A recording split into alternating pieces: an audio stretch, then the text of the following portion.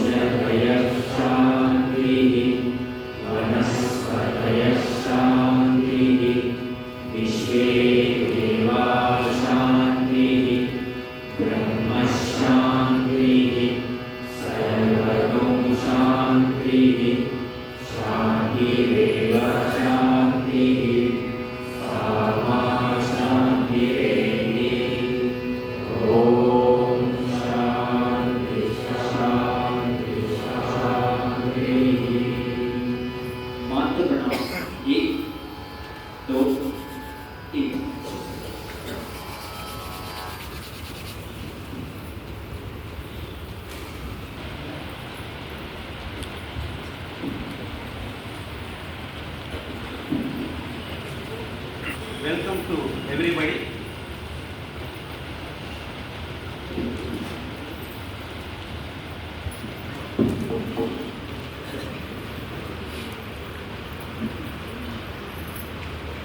It's my pleasure to introduce the honorable guests who are on the dais. At first, I would like to introduce the honorable President, Professor Takkadapalli Tirupati Rao garu. He rendered his services as a Vice Chancellor of Osmania University. At present, he has been discharging his services as a Chancellor of Manipur University. He is President of Sri Saraswati Vidyapeetham, Telangana State. He presides over the inaugural session. And also I would like to introduce Sri Lingam Sudhakar Reddy garu.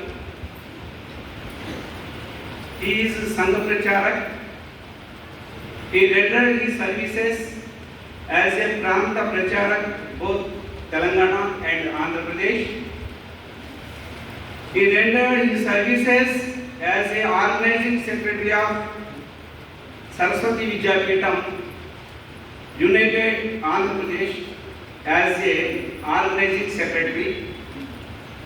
After that, he has been discharging his services as a Organizing Secretary of Vidya Bharati Dakshina Madhya Kshetra. He also has been rendering his services as a Prachara Prasara Vibhag Prabhati of Vidya Bharati Akhila Bharatiya Shiksha Samsthan, New Delhi. He will be orator in this program. And another eminent person, Srimati Maunika Reddy garu, who lit the lamp in this program. She is a great social reformer and well expert in the field of education. She will be guest of honor in this program. Next, I also introduce Srimati Kumari Prakriti Gupta garu. She is great industrialist in DEC Industries. She also will be another guest of honor in this program. Sri Sundar Reddy garu, retired Chief Engineer. He is Mananiya Sanghachalak of Rashtriya Swayamsevak Sangh and also Palak Mandali member for Saraswati Vidyapeetham, Telangana State. Sri Patakamuri Srinivasa Rao garu, Sangha Pracharak. He has been rendering his services as a organizing secretary of Sri Saraswati Vidyapeetham, Telangana State. Sri Mukkala Sitaramulu garu, retired Deputy GM Finance Department in Singareni College. He has been given his services in so many schools and Vibhag level. At present, he is Secretary of Sri Saraswati Vidyapeetham, Telangana State. On the right side of the dais, so Sri Kunduru Vidwan Reddy garu, Kshetra Seva Pramukh, Dakshina Madhya Kshetra. Sri Ardhachandra Prakash Reddy garu, Joint Secretary of Sri Saraswati Vidyapeetham, Telangana State. He is in the back. Sri Nimishkavi Vishweshwar Rao garu, worked in Vijayanagara College of Commerce, Palaka Mandali member, Saraswati Vidyapeetham, Telangana State. Sri Cheru Ram Pranta Samparka Pramukh. Srimati Vakapalli Uma garu, she has been discharging as a Pranta Shishu Vatika Pramukh. Sri Elagandala Satyanarayana garu, member of Palaka Mandali, Saraswati Vidyapeetham, Telangana State. Srimati Aluvel Manga garu, she is also member of Palaka Mandali, Saraswati Vidyapeetham, Telangana State. And Sri Vasireddy Vinod Kumar garu, he is Joint Secretary of Vidya Bharati Dakshina Madhya Kshetra and also Samparka Pramukh of Dakshina Madhya Kshetra. Before that, he discharged as a Pranta Paura Sambandhala Pramukh, Public Relation Officer of Sri Saraswati Vidyapeetham, Telangana State. Sri Rahula Suryanarayana garu, he is Prasikshana Pramukh of Sri Vidya Bharati Dakshina Madhya Kshetra. So many dignitaries and eminent persons participated in this program. I thank you one and all. Thank you. కార్యక్రమ ప్రస్థానం చేయాల్సిందిగా ప్రాంత secretary కార్యదర్శి గారు మాన్య శ్రీ పద్మమూర్తి శ్రీనివాసరావు గారిని కోరుతున్నాను.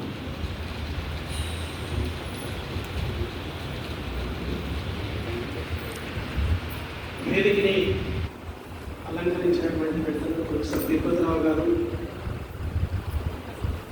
శ్రీమతి మౌనికారెడ్డి గారు, కుమారి ప్రకృతి గుప్తా గారు, శ్రీ లింగం సుధాకర్ రెడ్డి గారు, మల్ల సుందరెడ్డి గారు, శ్రీ ముక్కాల సీతారాం గారు, ఈ కార్యక్రమానికి చేసినటువంటి ఇతర పెద్దలు, ప్రధానాచార్యులు, ప్రబంధకారిణి సభ్యులు, కార్యదర్శులు అందరికీ నమస్కారం. మనం ప్రతి సంవత్సరము జూలై మాసంలో ఈ వర్షారంభ సమావేశాలు జరుపుకుంటూ ఉంటాము. అదేవిధంగా ఈ సంవత్సరం కూడా యోజన చేయడం జరిగింది. ఈ 28, 29, 30 తెలుగు సంస్థ. సో 29, 29 2 రోజులు కార్యకారిణి సభ్యులందరూ ఉంటారు. కార్యకారిణిలో మనం ఇక్కడికి ఎవరెవరికి పిలిచామంటే పాఠశాల కార్యదర్శులు, పాఠశాల అధ్యక్ష కార్యదర్శులు, అలాగే ఒక క్రియాశీల సభ్యులు, ప్రధానాచార్య, అకాడమిక్ ఇన్ఛార్జ్, ప్రతి పాఠశాల నుంచి ఒక 5గురు, అలాగే జిల్లా విభాగ కార్యకారిణిలో ఉన్నటువంటి అధ్యక్ష కార్యదర్శులు, క్రియాశీల సభ్యులు, పాలక మండలి సభ్యులు, సంచాలన ప్రాంత విషయ ప్రముఖులు, వీళ్ళందరూ కూడా ఇక్కడ ఉన్నారు. ఈ సమావేశాల్లో ఈ రాబోయే సంవత్సరానికి సంబంధించినటువంటి గత సంవత్సరానికి సంబంధించినటువంటి కొంత సమీక్ష జరుగుతుంది. గత సంవత్సరంలో పాఠశాలలు, ఆ తర్వాత పాఠశాలల సంఖ్య, అలాగే మన యొక్క అకాడమిక్ స్టాండర్డ్స్ ఎలా ఉన్నాయి, ఇటువంటి విషయాలన్నీ కూడా చర్చ జరుగుతుంది. లాస్ట్ ఇయర్కి సంబంధించినటువంటి రివ్యూ, అలాగే రాబోయే సంవత్సరానికి సంబంధించినటువంటి ప్లానింగ్ యోజన, ఇది కూడా జరుగుతాయి. సో ఇది ఒక మన సంవత్సరంలో జరిగేటువంటి ఒక ముఖ్యమైనటువంటి కార్యక్రమం. వేరే టీచర్స్ ట్రైనింగ్స్ ఇవన్నీ కూడా జరిగినప్పటికీ కార్యకారిణి సభ్యులందరినీ, పాఠశాల కార్యదర్శులు, అధ్యక్షుల్ని ప్రాంత స్థాయికి పిలిచేటువంటి ఒకే ఒకటి సంవత్సరంలో ఒక ముఖ్యమైనటువంటి కార్యక్రమం. కాబట్టి ఇంకా నేను క్లుప్తంగా ఈ 2 రోజుల్లో ఉండేటువంటి విషయాల్లో చెప్తాను. మన యొక్క విస్తరణ, ఈ జన్మశతాబ్ది సంవత్సరం రాబోతుంది. సంఘము మన యొక్క ప్రేరణ, మన మాతృ సంస్థ ప్రేరణ సోదస్సు రాష్ట్రీయ స్వయంసేవక సంఘం ప్రారంభమయ్యి ఇప్పుడు 99వ సంవత్సరం నడుస్తుంది. రేపు 2024 విజయదశమికి 99 పూర్తయి 100వ సంవత్సరంలో ప్రవేశిస్తాం. 2025 నాటికి, 2025 విజయదశమి నాటికి 100 పూర్తయి 101లో ప్రవేశిస్తాం. సో సంఘము 100 పూర్తి అయిన తర్వాత ఈ యొక్క జన్మశతాబ్ది ఉత్సవాలు నిర్వహించాలి అని చెప్పేసి నిర్ణయించడం జరిగింది. అయితే అంతకంటే ముందు కేవలం ఏదో సంబరాలు జరుపుకోవడం కాదు, మనం 100 ఏళ్ళు పూర్తి చేశామని కొన్ని లక్ష్యాలు పెట్టుకొని ఆ లక్ష్యాలు మనం చేరాలి అనేటువంటి ఒక 10 ఏళ్ల నుంచే ఆ లక్ష్యాలు ప్రతి 3 సంవత్సరాలకు ఒకసారి లక్ష్యాలు పెట్టుకోవడము, దాని మీద రివ్యూ చేయడము, దాన్ని ఇంకొంచెం ముందుకు తీసుకెళ్లేటువంటి ప్రయత్నము, ఇవన్నీ కూడా జరుగుతూ వచ్చాయి.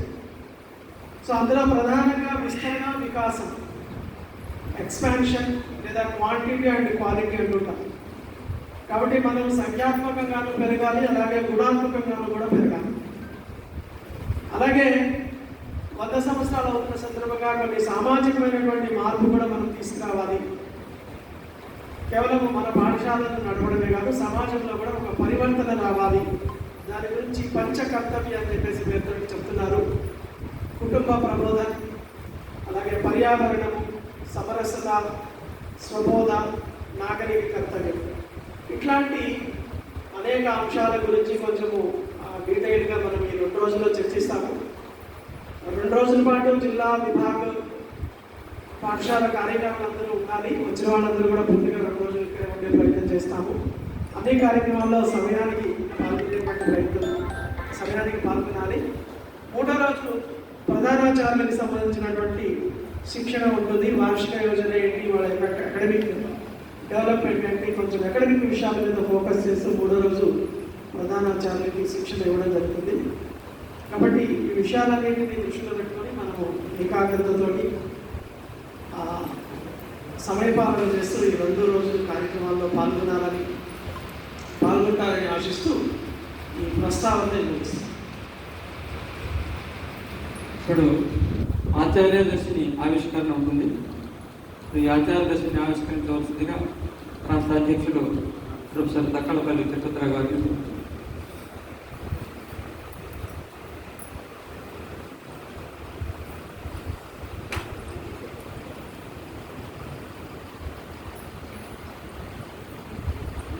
ఈ ఆచార్య దర్శిని మన ప్రాంత అధ్యక్షుడు ఆవిష్కరిస్తున్నారు.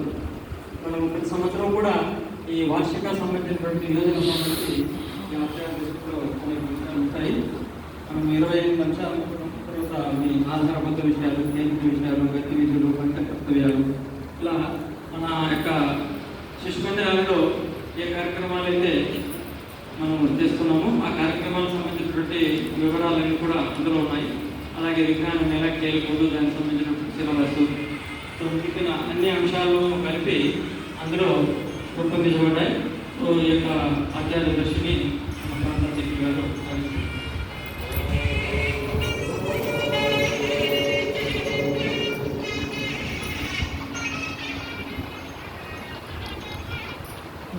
అధ్యక్షుల గారికి ధన్యవాదాలు. ఇప్పుడు అతిథుల సన్మానం ఉంటుంది. అతిథుల్ని సన్మానించవలసిందిగా మన ప్రాంత అధ్యక్షుల గారిని మరియు సంఘటన కోరుతున్నాం. మొట్టమొదటిగా శ్రీమతి మల్లికారెడ్డి గారిని సన్మానించవలసిందిగా ప్రాంత అధ్యక్షుల గారిని కోరుతున్నాం.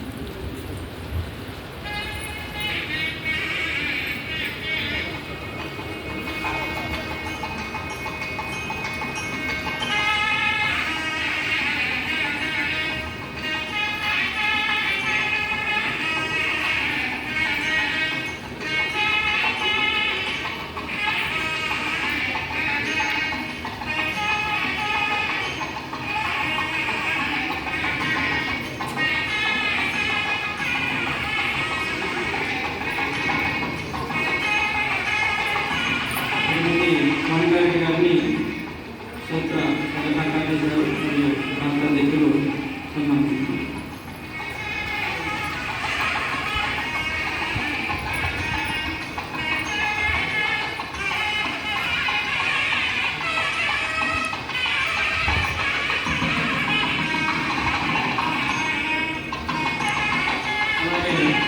కుమారి పట్టుకృష్ణ గారిని సన్మానించవలసిందిగా కోరుతున్నాను.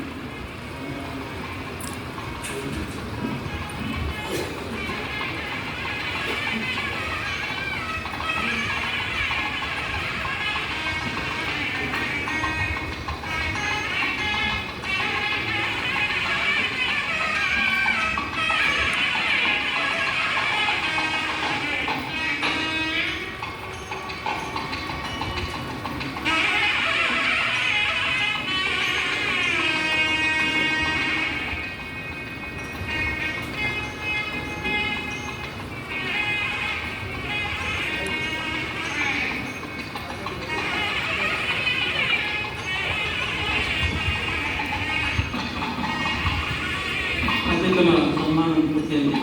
ఇప్పుడు 2023-24 పదవ తరగతిలో 100% ఉత్తీర్ణత సాధించిన పాఠశాలల ప్రధానాచార్యులకు సన్మానం ఉంటుంది. సర్టిఫికెట్ మరియు సన్మానం. ఒక పేర్లు 5 మంది పిలుస్తాను, వారి ముందుకు వచ్చి కుర్చీలు వేయబడతాయి, అందులో కూర్చోండి. పాలమూరు ఉన్నత శ్రీమతి డాక్టర్ శ్రీదేవి గారు, వీరన్నపేట బాలేశ్వరి గారు, వనపర్తి శ్రీ ఏలూరు నాగరాజు గారు, విద్యాభారతి హై స్కూల్ సౌజన్య గారు, శ్రీమతి సౌజన్య గారు, సంగారెడ్డి ప్రధానాచార్యులు శ్రీ మసరత నరసింహ గారు, కామారెడ్డి సరస్వతి విద్యామందిర్ ప్రధానాచార్యులు శ్రీ నల్ల నాగభూషణ గారిని వేదికకి రావాల్సిందిగా కోరుతున్నాను.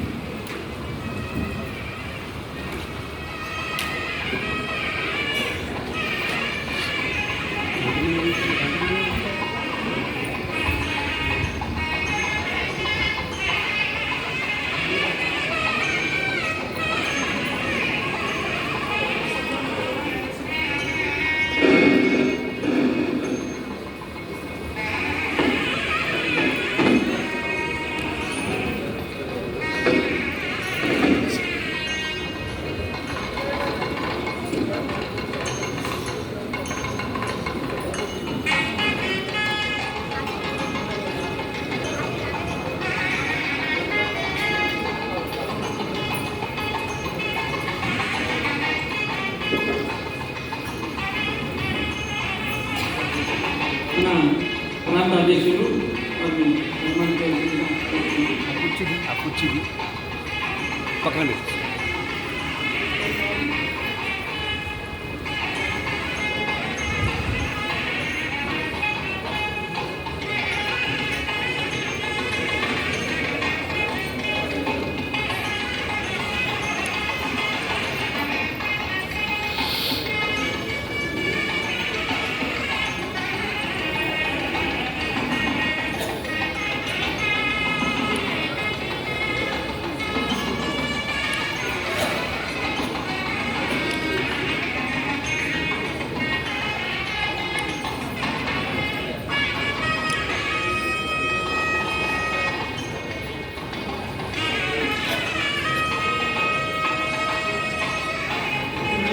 కార్యదర్శి గారు సన్మానం చేస్తారు.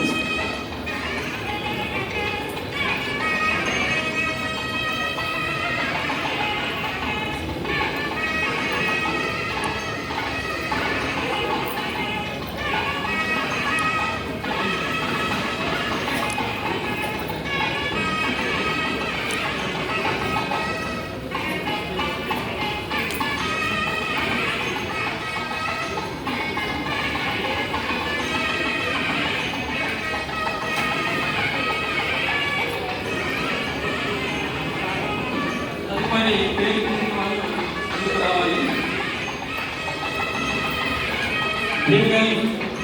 శ్రీ గోగు నరసారెడ్డి గారు, ఐసా కిషన్ గారి శ్రీ అమ్మాల భజన గారు, వైఎస్ సుభద్రానిలయం వీరేంద్ర గారు, ముధోల్ ప్రధానాచార్యులు సారథి రాజు గారు, గురువారిపేట నిర్మాణ ప్రధానాచార్యులు బొడ్డు నరేష్ గారు, ఆదర్శ నగర్ నిర్మాణ ప్రధానాచార్యులు శ్రీమతి పట్టి పుష్పవతి గారు రావాల్సిందిగా కూర్చున్నారు.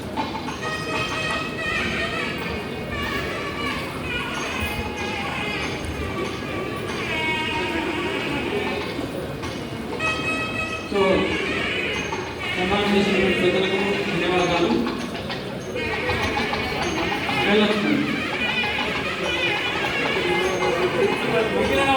ఇప్పుడు పిలిచిన వాళ్ళ పేరు పిలిచిన వారు పెద్దగా ముందుకు రావాలి.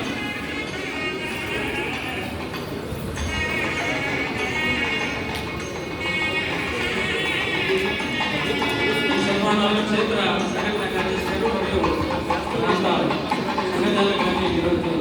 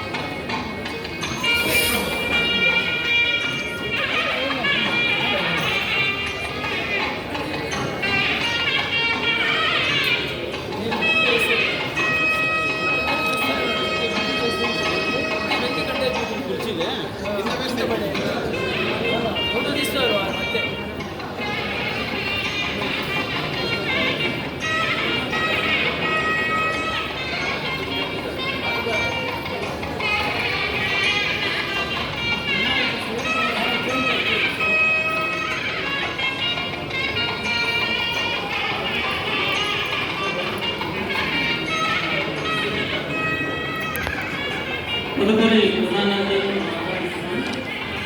శ్రీమతి రమాదేవి గారు చిత్తూరు, శ్రీ వల్లగట్ల రాజు గారు మంచిర్యాల, శ్రీ రావల రామన్న గారు రాంపూర్, శ్రీ పులసాని సుధాకర్ రావు గారు కేశవపురం ఆవాసం, శ్రీ మద్దుల నవీన్ గారు కనకపల్లి,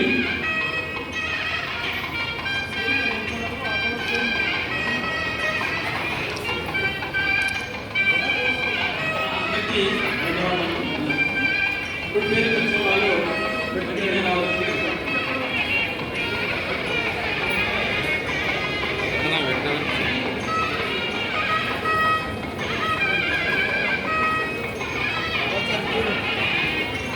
కేశవనగర్ ప్రధానాచార్యులు విజయలక్ష్మి వారు కూడా ఈ సన్మాన కార్యక్రమాన్ని మీకు శ్రీమతి వెంకటరెడ్డి గారు, శ్రీమతి మణికారెడ్డి గారు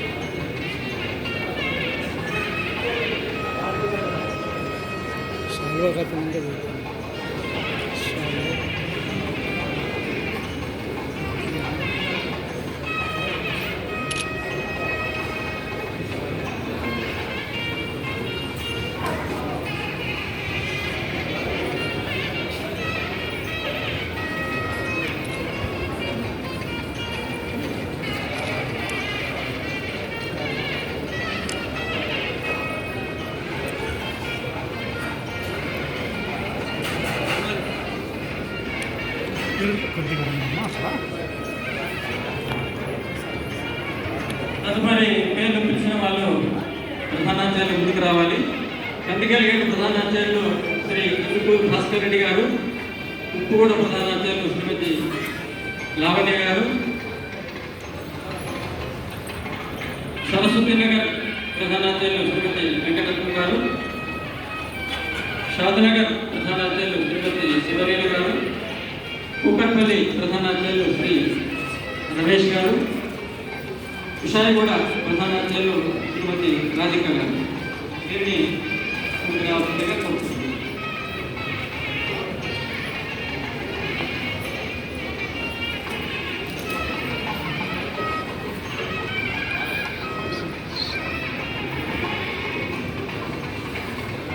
శ్రీమతి ఉమా గారిని ప్రధానాచార్య సన్మానించవలసిందిగా కోరుతున్నాను.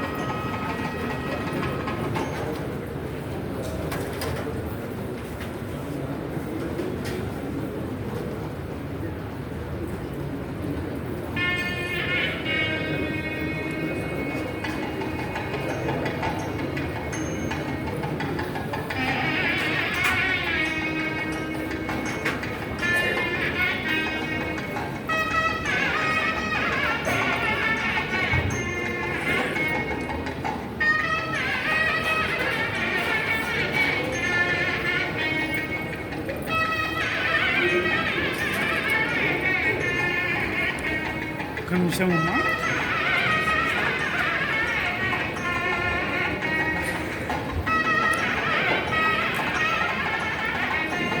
ప్రధానాచార్యుల సన్మాన కార్యక్రమం పూర్తయింది. ఇప్పుడు మన విద్యార్థులకు సంబంధించి నర్సరీ నుండి 2వ తరగతి వరకు మన పాఠ్యపుస్తకాలు తయారు చేయడం జరిగింది. ఈ సంబంధించిన పుస్తక రచయితల సన్మానము ఈ కార్యక్రమాన్ని రచించిన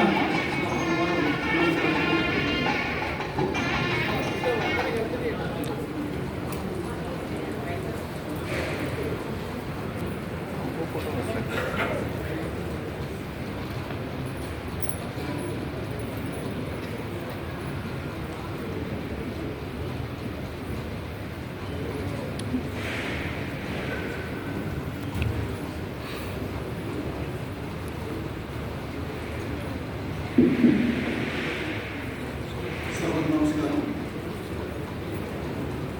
సరస్వతి విద్యాపీఠం పాఠ్య పుస్తకాలను రచించాలనుకుంది, కొన్ని రచించారు. ఆ తర్వాత ఎన్ఈపి ఆధారంగా మళ్ళీ పుస్తక రచన చేయాలనుకొని ఈ సంవత్సరం పుస్తకాల రచన జరిగింది. గత సంవత్సరం, ఈ సంవత్సరం ఆ పుస్తక రచనలో మన ఆచార్యులతో పాటు ప్రభుత్వంలో మంచి స్టేట్ రిసోర్స్ పర్సన్స్గా ఉన్నవారు, మన పూర్వాచార్యులు, ఇట్లాంటి వాళ్ళందరూ పాల్గొన్నారు. వాళ్ళందరికీ ఈ కార్యక్రమంలో సన్మానం చేయాలనేది నిర్ణయం చేసుకున్నాం. గత సుమారుగా 8-9 సంవత్సరాలుగా మన ఆచార్యులకు, విద్యార్థులకేమో హయ్యర్ స్టడీస్ చేస్తున్నటువంటి వాళ్ళకు పారితోషికం ఇవ్వడం, ఆ తర్వాత ఆచార్యులకు సన్మానం చేసే దాని విషయంలో ప్రతి సంవత్సరం కనీసం ఒక 3,50,000, 4 లక్షల వరకు వాళ్ళంతా ఒక టీమ్గా ఏర్పడి లక్ష్మణస్వామి గారి ఆధ్వర్యంలో ప్రతి సంవత్సరం పనిచేస్తున్నారు. ఈసారి ఈ పాఠ్య పుస్తక రచయితలకు ఈ సన్మానం చేయడం అనుకున్నాం. వారికి లక్ష్మణస్వామి గారి తోడుగా సాంబశివరావు గారు, రమేష్ గారు, జయలక్ష్మి గారు, లక్ష్మీబాల గారు వీళ్ళందరూ వచ్చేసారు.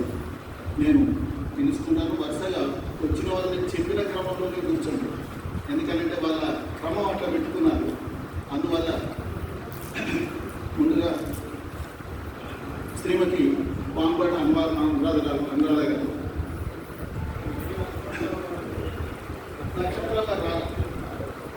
రాజబాదేవి సార్, రెండవది మరళి కృష్ణవేణి గారు, 3 రంగయ్యాచార్య గారు. ఒక్కొక్కరిని మిక్స్ చేస్తారా?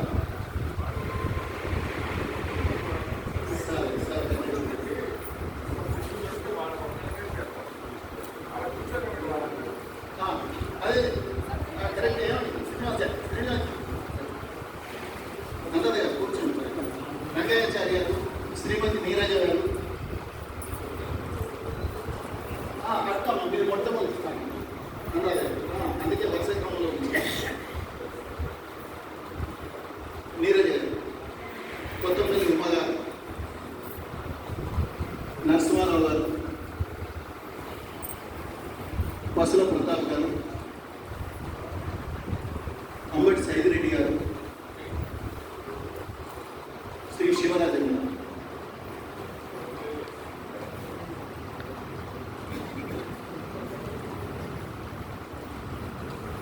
శివరాజన్ గారు, సైదిరెడ్డి గారు,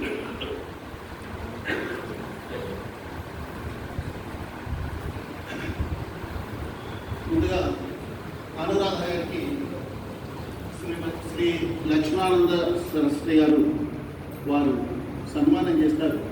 శ్రీమతి అనురాధ గారు 37 సంవత్సరాలు విద్యాపీఠంలో ఆచార్యగా, ప్రధానాచార్యగా పనిచేశారు. ముఖ్యంగా ఇటు ఒకసారి నిలబడండి, సదాచార పుస్తకాలు, తెలుగు పాఠ్య పుస్తకాలు, ఈ రెండింటి రచనలలో కూడా వారు విశేషంగా కృషి చేశారు. వాస్తవంగా అనేక సందర్భాలలో ఇక్కడికి వచ్చి కూడా వారం రోజులు పనిచేశారు. విద్యాపీఠం నుంచి పదవి విరమణ అయిపోయిన తర్వాత కూడా వాళ్ళు అదేవిధంగా స్ఫూర్తితో పనిచేయడం చాలా విశేషం.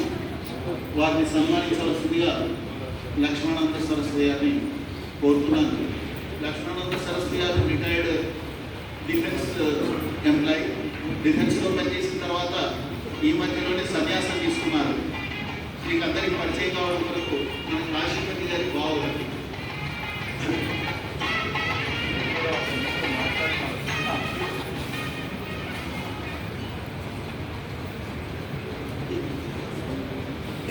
ఈ మహామహుల సభకి చేసిన మీ అందరికీ నమస్కరిస్తున్నాను. ఆకస్మరణీయులు కృషిఫలితంగా ఈ సంస్థ నిర్మాణం అయింది. దేశ ప్రధానమంత్రి కూడా నిర్మాణం చేసింది ఈ సంస్థ, రాష్ట్రీయ స్వయం సేవక సంస్థ. అటువంటి సంస్థలో కొన్ని రోజులు పనిచేసిన కన్యచేయలేదు. అటువంటి చిన్నజీవి మీరంతా నాయకత్వం వహిస్తున్న వాళ్ళు.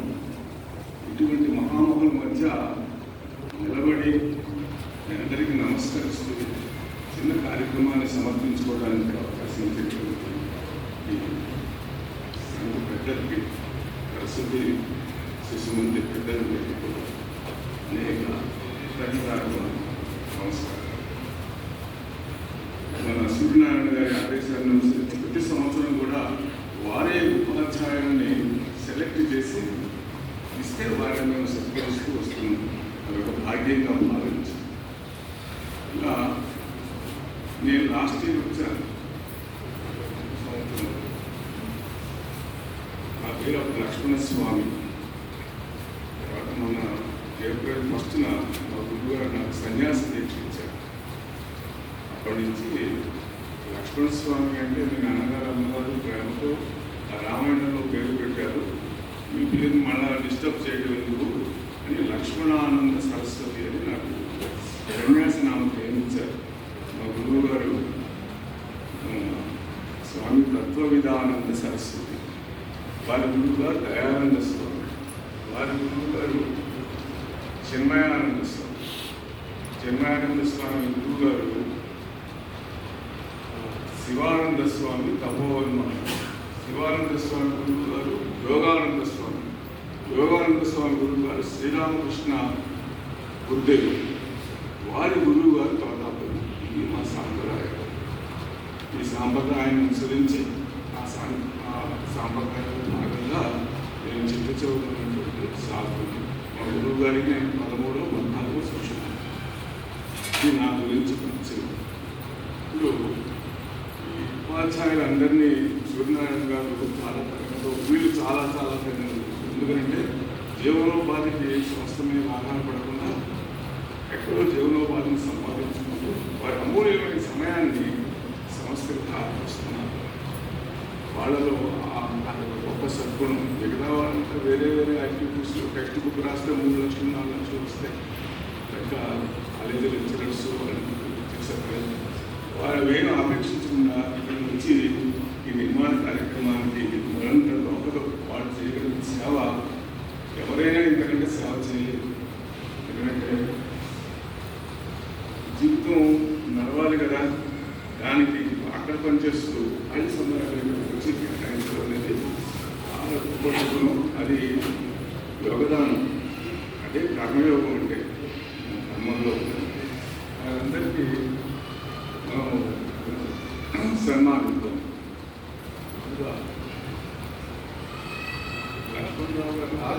జనరల్ సైటేషన్ అందరూ గారు కూర్చుని ఉన్నారు. కార్యక్రమం మొదలైన ముందు వీరికి మేము మా స్వామీజీ చక్రవిధానంద సరస్వతి గారు, కె భాస్కర్ గారు, డాక్టర్ ఎస్ రమేష్ గారు అక్కడ ఉన్నారు. వారు అందరూ కలిసి సైటేషన్ ఇస్తున్నారు. దీన్ని నేను చదువుతాను. ముందుగా మిత్రులు, గౌరవనీయులు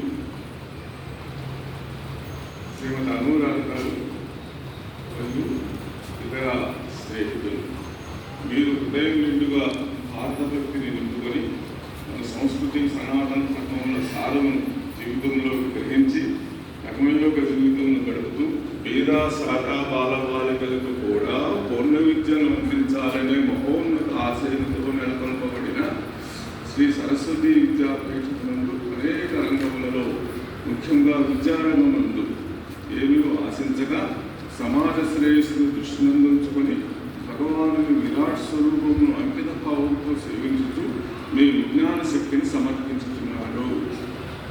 మీ ప్రతిఫలాపేక్ష రహిత సేవా ప్రవృత్తి కడు ప్రశంసనీయము.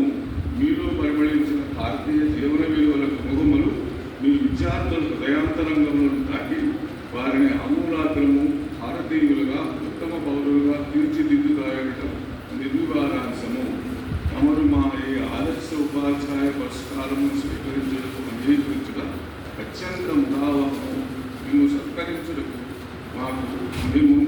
సత్కరించుట మాకు బహు ఆనందదాయకము.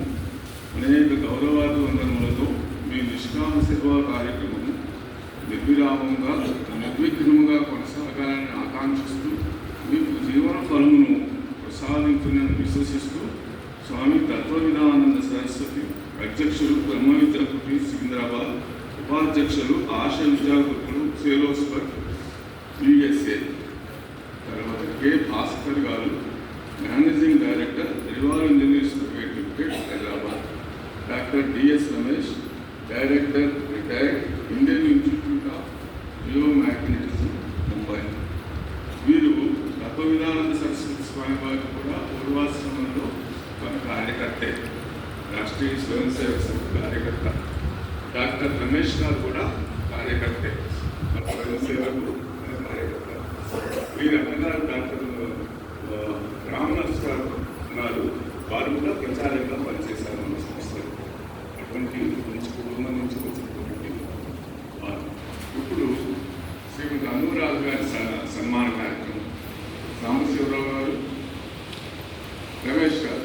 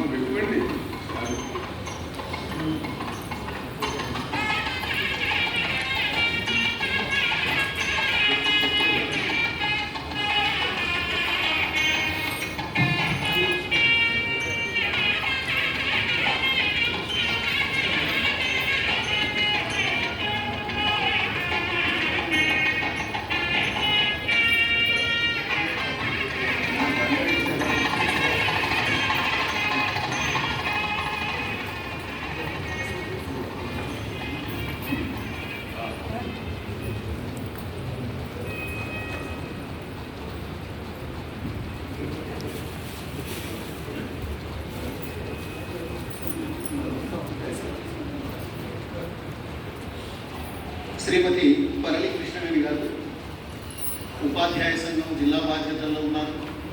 గతంలో శిశుమందిర్ ఆచార్యగా ప్రధానాచార్యగా పనిచేశారు. ముక్కాల్లో ఇప్పటి వరకు ఉపాధ్యాయులుగా పనిచేశారు. ఇప్పుడు నిజామాబాద్లో పనిచేస్తున్నారు. నిజామాబాద్ నుంచి కూడా ప్రతిసారి మనం పిలిచినప్పుడల్లా వచ్చి రావడం, తెలుగు పుస్తక రచనలో పాల్గొనడం, విశేషంగా గేయాలు ఇటువంటి అన్ని రాయడం వారి ప్రత్యేకత.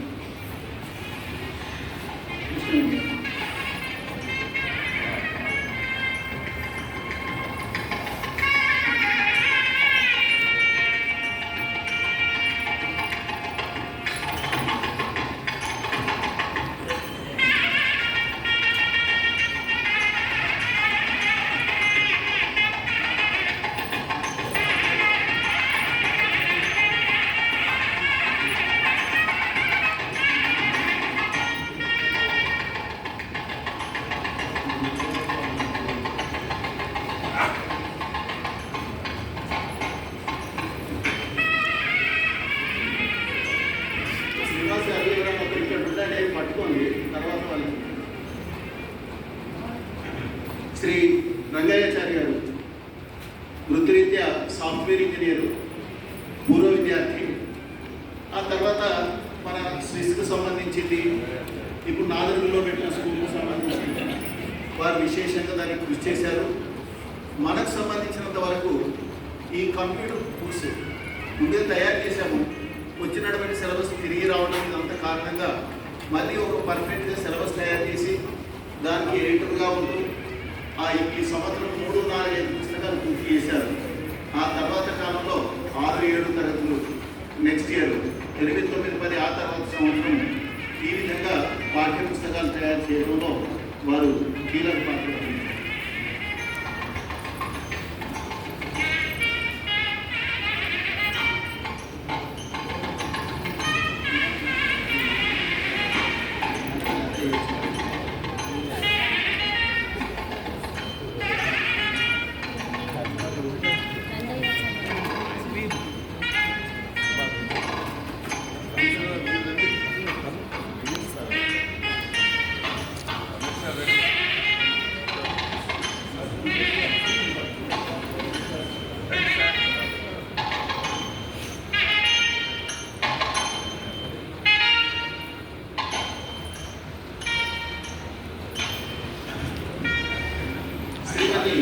నీరజ గారు వీరు సైఫాబాద్ కాలేజ్లో అసిస్టెంట్ ప్రొఫెసర్గా పనిచేస్తున్నారు. వారు కంప్యూటర్ సైన్స్కి సంబంధించిన దాంట్లో వారు అసిస్టెంట్ ప్రొఫెసరు. మన టెక్స్ట్ బుక్స్ అన్ని రాయడంలో, ఎడిట్ చేయడంలో, అక్షరం చూడడంలో కీలక పాత్ర పోషించిన వారు. వీరు అక్కడ ఉద్యోగం చేస్తూనే మన ఈ పుస్తకాలన్నింటినీ వరుస పూర్తి చేసినటువంటి విశేషజ్ఞురాలు. ఇక్కడే చాలా మందికి ఇంటివైపులో ఉంటూ ఉంటారు. వారు వాస్తవంగా దీనికి ఒప్పుకోలేదు. సన్మానానికి కానీ ఇటువంటి కార్యక్రమాలకి డైరెక్ట్గా మౌనంగా రావడం, పనిచేయడమే వారికి ప్రవృత్తి. కానీ ఏదో విశేషంగా గట్టిగా చెప్పిన తర్వాత అందరికీ ప్రేరణగా ఉంటుందని చెప్పిన తర్వాత మాత్రమే వారు రావడం జరిగింది. వారికి ప్రత్యేక ధన్యవాదాలు. శ్రీమతి కొత్తపల్లి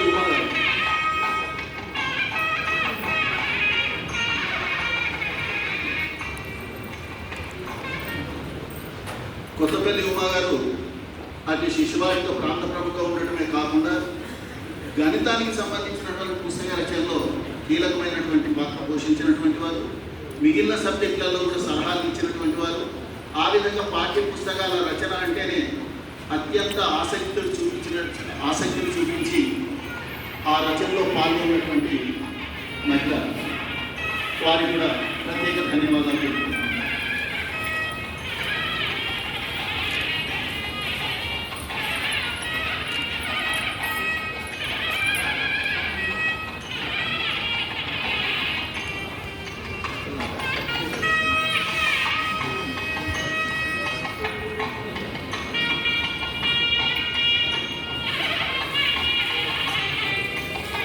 శ్రీ ఎం నరసింహారావు గారు వారు ఒక చిన్న ఎడ్యుకేషన్ ఇన్స్టిట్యూషన్ నడిపించుకుంటుంటారంటే స్కూల్ కాదు.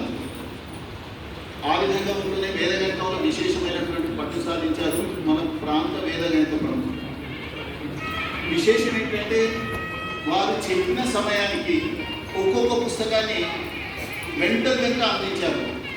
ఆ తర్వాత ఆ పుస్తకాలని వర్క్ బుక్స్ కాబట్టి వాటికి టీచర్స్ హ్యాండ్ బుక్ తయారు చేయాలి అని అనుకున్న తర్వాత వెంటనే టీచర్స్ హ్యాండ్ బుక్ తయారైపోయింది.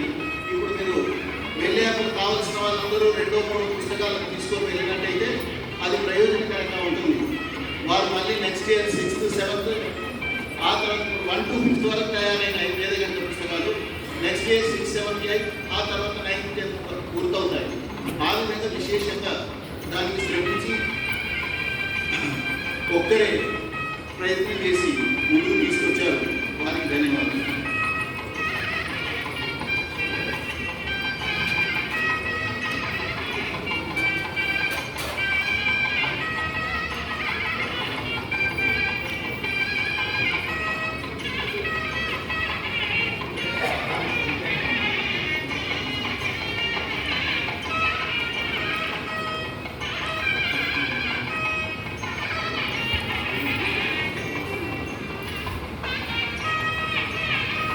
శ్రీ పసుల ప్రతాప్ గారు ఆదిలాబాద్ డైట్ కాలేజీలో పనిచేస్తుంటారు. మంచి హిందుత్వ నిష్ట కలిగినటువంటి వారు. ఇప్పుడు ఉండేటువంటి 1వ తరగతి 2వ తరగతి తెలుగు పుస్తకాలకు పూర్తిగా మార్గదర్శనం చేసినటువంటి వారు. వాస్తవంగా మన పుస్తకాలు చూసిన తర్వాత ఈ సంవత్సరం 2-3 ఒక ముఖ్యమైనటువంటి ప్రైవేట్ స్కూల్స్ వాళ్ళు కూడా ఈ పుస్తకాలు మాకు కావాలి అని తీసుకొని వెళ్ళారు. ఆ విధంగా పుస్తకాలను చూసిన ప్రతి వారు ఒక విశేషంగా ఇవి తయారు చేయబడ్డాయని అనుకుంటున్నారు. ఆ విధంగా వారు ఆదిలాబాద్ నుంచి నిర్మల్ ఇక్కడికి వచ్చినప్పుడు ఎప్పుడు కూడా ఏమంటే మీరు కనీసం ప్రయాణ ఖర్చులు కూడా తీసుకోవాలి అని అంటే ఇప్పటి వరకు మేము చేసుకునేది గవర్నమెంట్లో చేస్తున్నామండి, ఈ సేవ చేస్తున్నటువంటి చుట్టైనా మాకు ఉండాలి అని ఇంతవరకు ఇన్నిసార్లు వచ్చిన 2 సంవత్సరాల నుంచి ఒక్క నయా పైస తీసుకోకుండా విద్యాపీఠం పట్ల గౌరవభావంతో సేవ చేస్తున్నటువంటి పెద్దలు నిన్న రాత్రి 10:30కు ఫోన్ చేశారు. ఏమంటే నేను బస్సు ఎక్కాలా, ఈ సన్మానం అంటే నాకు వద్దు, కేవలం నేను పనిచేస్తాను అని చెప్తే నా కొరకైనా లేకపోతే సంస్థ గౌరవం కొరకైనా రండి అని చెప్తే ఆ విధంగా వచ్చారు. పూర్తిగా వీటికి సన్మాన సత్కారాలకు దూరంగా ఉండేటువంటి వ్యక్తిత్వం కలిగినటువంటి వారు. ఆ విధంగా ఒక మంచి సబ్జెక్ట్ రిసోర్స్ పర్సన్ మనకు లభించడం చాలా విశేషం. శ్రీ అంబటి సైదిరెడ్డి గారు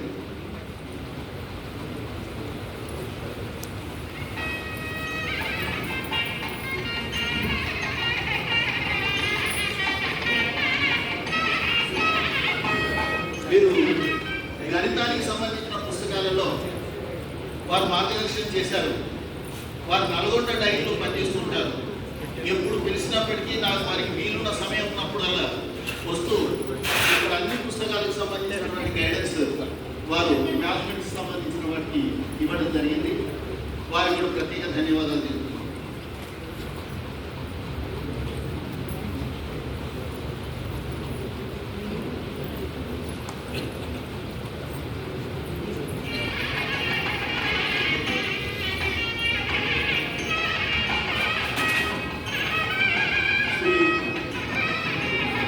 శివరాజన్ గారు శివరాజన్ గారు గతంలో మనకు ఉండేటువంటి 4-5 తరగతుల హిందీ టెక్స్ట్ బుక్స్ సంబంధించింది వారు స్వయంగా కూర్చోవడమే కాకుండా ఇతర వారి తోటి వాళ్ళని కూడా కలుపుకొని పూర్తి చేశారు. ఎన్ఈపి వచ్చేసిన తర్వాత పుస్తకాలను మార్చాల్సినటువంటి అవసరం వచ్చింది.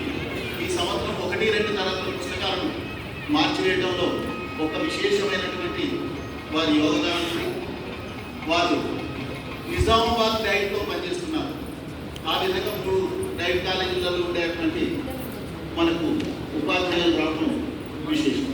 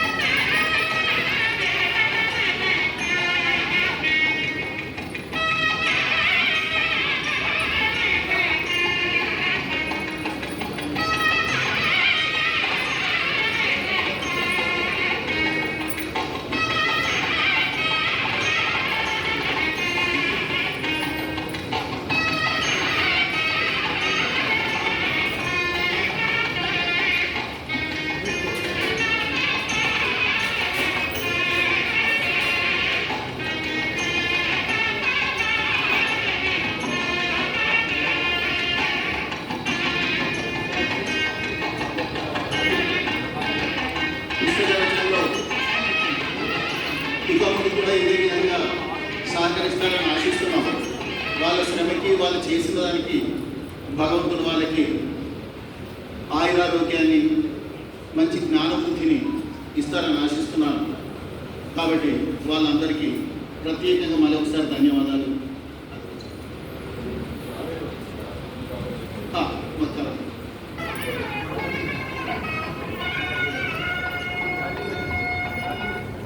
ఓం సభాయ నమః. అందరికీ వందనాలు. ఇలాంటి భవిష్యత్తుకు ఉపయోగపడేటటువంటి జ్ఞాన యజ్ఞంలో సమిధలుగా అవకాశం కల్పించినటువంటి పెద్దలకు, ముఖ్యంగా సూర్యనారాయణ ఆచార్యకి చాలా చాలా ధన్యవాదాలు తెలియజేస్తున్నాను. ఈ విషయంలో చాలా తృప్తిగా ఉంది. ధన్యవాదాలండి.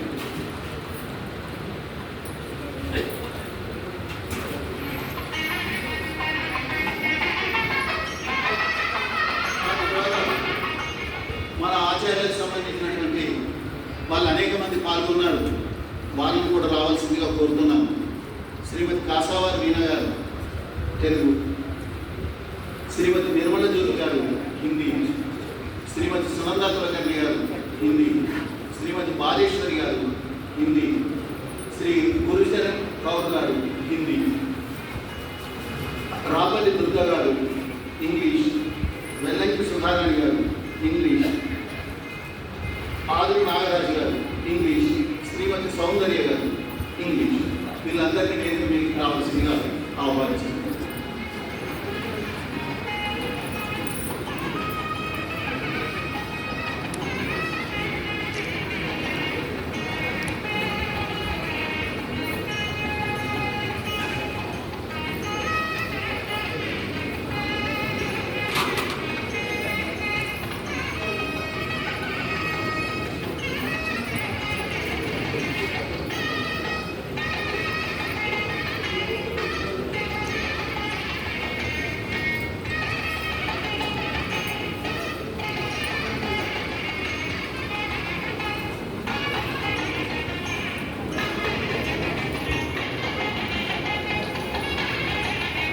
వీరిని సన్మానం చేయవలసిందిగా మా తిరుపతిరావు గారిని కోరుతున్నాను. ముందుగా కాసావారి మీనా గారు మన ఆదిలాబాద్ ఉన్నత పాఠశాలలో గత 25 సంవత్సరాలుగా తెలుగు ఆచార్యంగా పనిచేస్తున్నారు. వారు దాంట్లో విశేషంగా పనిచేస్తారు. తర్వాత నిర్మల జ్యోతి గారు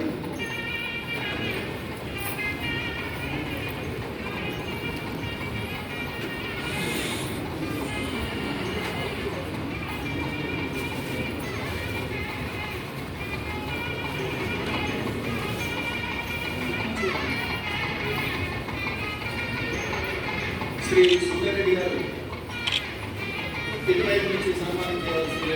సుందరెడ్డి శ్రీ నాగరాజు గారు మనపర్తి ప్రధానాచార్యులు.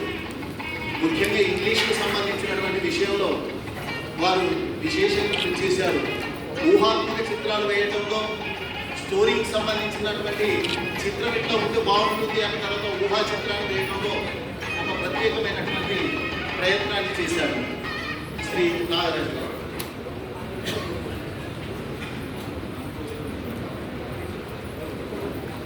తర్వాత శ్రీమతి సౌందర్య గారు. సౌందర్య గారు వాస్తవంగా విజ్ఞాన విహార్ విజయవాడలో పనిచేస్తుంటారు. వారు వేసవి సెలవుల్లో ఇక్కడికి వాళ్ళ అమ్మగారి దగ్గరికి వచ్చారు. వాస్తవంగా వచ్చేసిన తర్వాత ఒక 2 రోజులు 3 రోజులు ఇక్కడికి ఇంగ్లీష్ టెక్స్ట్ బుక్ రైటింగ్ కొరకు రమ్మన్న తర్వాత వచ్చేసారు. ఆ 3 రోజులు 5 రోజులు 15 రోజులు అయింది. పాపం తల్లివారి కాడ గడపాలనుకుంటే అంతకంటే పెద్ద తల్లి గారి ఒడిలో గడిపేటటువంటి అవకాశం వచ్చింది. ఆ విధంగా వారు విజయవాడలో ఉన్న మధ్యలో అవసరం వచ్చేసిన సెలవు పెట్టి వేసవి కాలం అనుకోకుండా అట్లా విధంగా ఒక 15-20 రోజులు ఉదయం శారదాదాపు నుంచి సాయంత్రం వరకు చేశారు. ఆ తర్వాత సునంద కులకర్ణి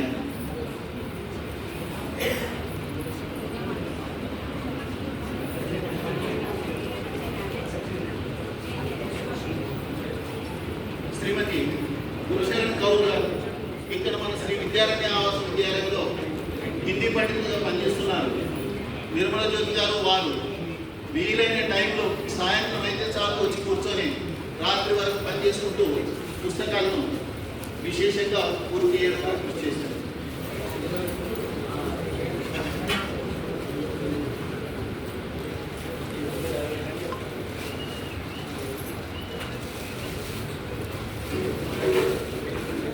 శ్రీమతి దుర్గా గారు వీరు నందికల్ గేట్ పాఠశాలలో ఇంగ్లీష్ ఆచార్యులుగా పనిచేస్తున్నారు.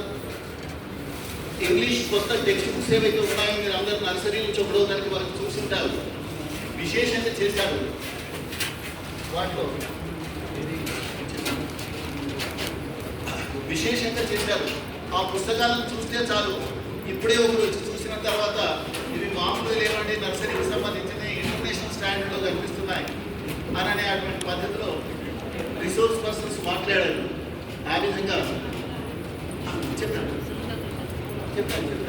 సునంద కులకర్ణి వారు పండితులు సరస్వతి నగర్లో పనిచేస్తున్నారు. పాత పుస్తకాలు రాయడంలో, ఇప్పుడు కొత్త పుస్తకాలు రాయడంలో వారు విశేషంగా పనిచేశారు.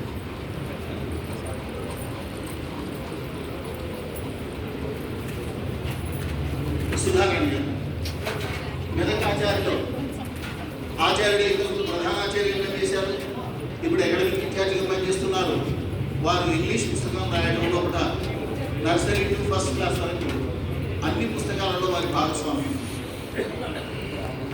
ఆ తర్వాత రావాల్సిందిగా ఓలేటి వడ్ల గారు, నండూరి అన్నపూర్ణ గారు, శ్రీమతి మానసారావు గారు, శ్రీమతి రామావిశ్వనాథన్ గారు, డి పుష్పలత గారు, దీక్షిత గారు, సంతోష్ గారు, శ్రీమతి బాలేశ్వరి గారు, శ్రీమతి బాలేశ్వరి గారు కందికల్ గేట్లో హిందీ ఆచార్యులు పనిచేస్తుంటారు. వారు గత పాఠ్య పుస్తకాలలో ఈ పుస్తక రచనలో కూడా విశేషంగా పాల్గొన్నటువంటి ఇద్దరు మాత్రమే పురుషులు ఉన్నారు, మిగిలిన వాళ్ళందరూ మహిళలే కాబట్టి ఆ ఇద్దరు పురుషుల తర్వాత పిలుస్తున్నారు. శ్రీ బెల్లాల సుధాకర్ గారు, శ్రీ గుండు శివకుమార్ గారు,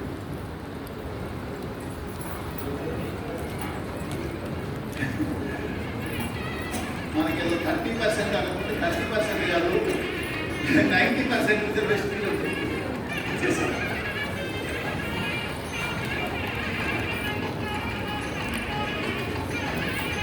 బెల్లాల సుధాకర్ గారు మంచిర్యాల శిశు మందిర్లో పనిచేస్తున్నారు. గతంలో గవర్నమెంట్ హై స్కూల్లో హెడ్ మాస్టర్గా పనిచేసి రిటైర్ అయ్యారు. అంతకంటే ముందు శిశు మందిర్లో ఆచార్యుడిగా ప్రధానాచార్యుడిగా పనిచేశారు.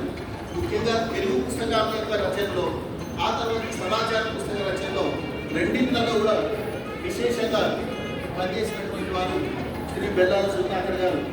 వారిని శ్రీ సుధాకర్ రెడ్డి గారికి సన్మానించాల్సింది.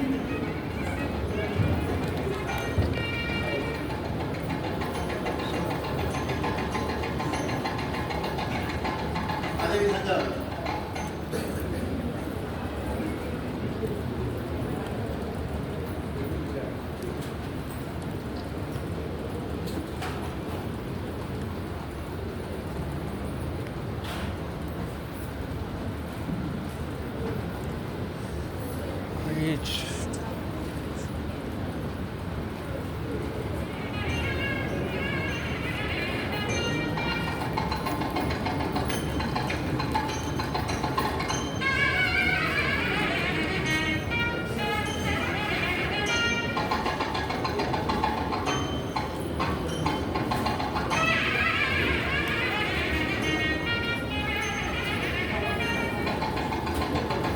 శివకుమార్ గారు మన డ్రాయింగ్కి సంబంధించినటువంటి పుస్తకాలు మొదలు తయారు చేయాలనుకున్నప్పుడు వారు విశేషంగా ప్రయత్నం చేశారు.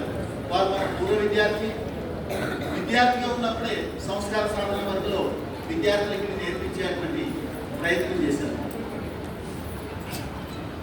వారికి కూడా ప్రత్యేక ధన్యవాదాలు చెప్తున్నాం. ముఖ్యంగా విశేషంగా పనిచేసినటువంటి వాళ్ళు ఏదో కొంతమంది ఒక్క పుస్తకంలోనో ఒక్క పాఠం రాసాం, లేకపోతే ఒకసారి విజిట్ చేసిన వాళ్ళు చాలామంది ఉన్నారు. వాళ్ళందరికీ కూడా ప్రత్యేక ధన్యవాదాలు. కానీ ఒక హద్దు పెట్టుకోవాలి కాబట్టి ఆ హద్దు ప్రకారంగా మిగిలిన వాళ్ళని పిలవడం జరిగింది. రాబోయే కాలంలో వాళ్ళు కూడా విశేషంగా పనిచేస్తే వాళ్ళకు కూడా ఈ రకమైనటువంటి సన్మానం జరుగుతుంది. ధన్యవాదాలు. ఈ కాలాంశం అయిపోయిన తర్వాత ఈ పుస్తక రచయితలు ఎవరైతే ఉన్నారో అందరూ కూడా 13వ గదిలో 2వ పీరియడ్లో కలవాలని కోరుకుంటున్నాం.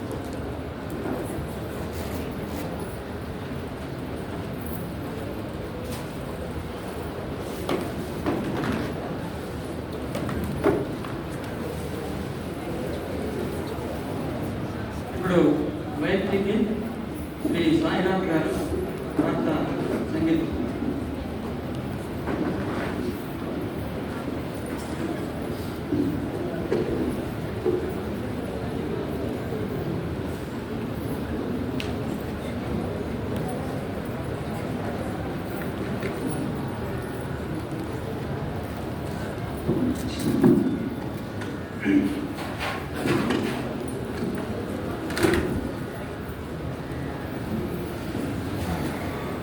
राष्ट्रभक्ति ले हृदय में हो खड़ा यदि देश सारा,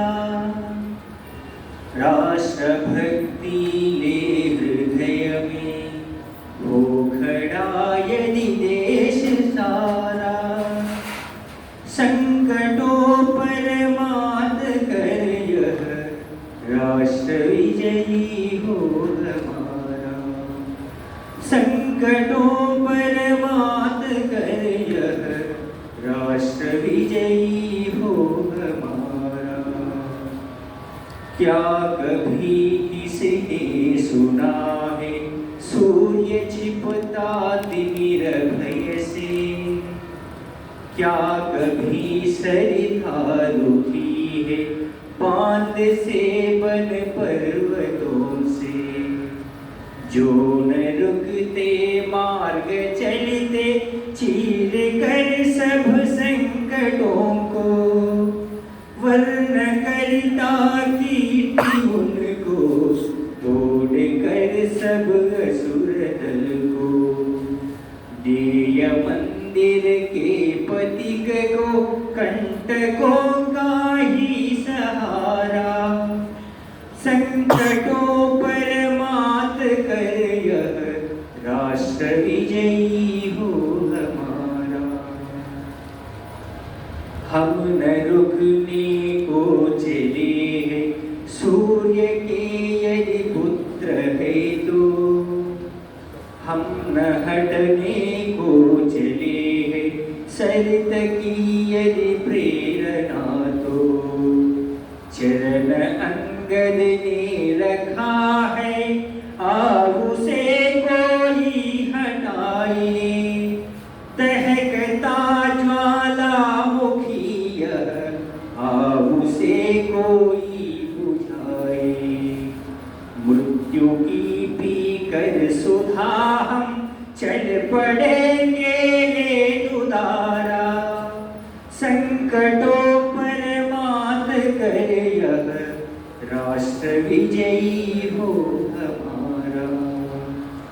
ज्ञान के विज्ञान के भी क्षेत्र में हम बढ़ चलेंगे, नील नभ के रूप के नव अर्थ भी हम कर सकेंगे, भोग के वातावरण में त्याग का संदेश देंगे, त्रास के घन बादलों से सौख्य की वर्षा करेंगे, स्वप्न यह साकार करने संगठित हो देश सारा, संकटों पर मात कर यह राष्ट्र विजयी हो हमारा, संकटों पर मात कर यह राष्ट्र विजयी हो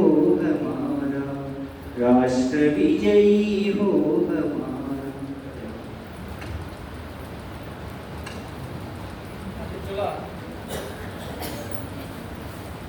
అతిథుల సందేశాలు. మొదటగా శ్రీమతి మణికారెడ్డి గారిని 5 నిమిషాలు మాట్లాడవలసిందిగా.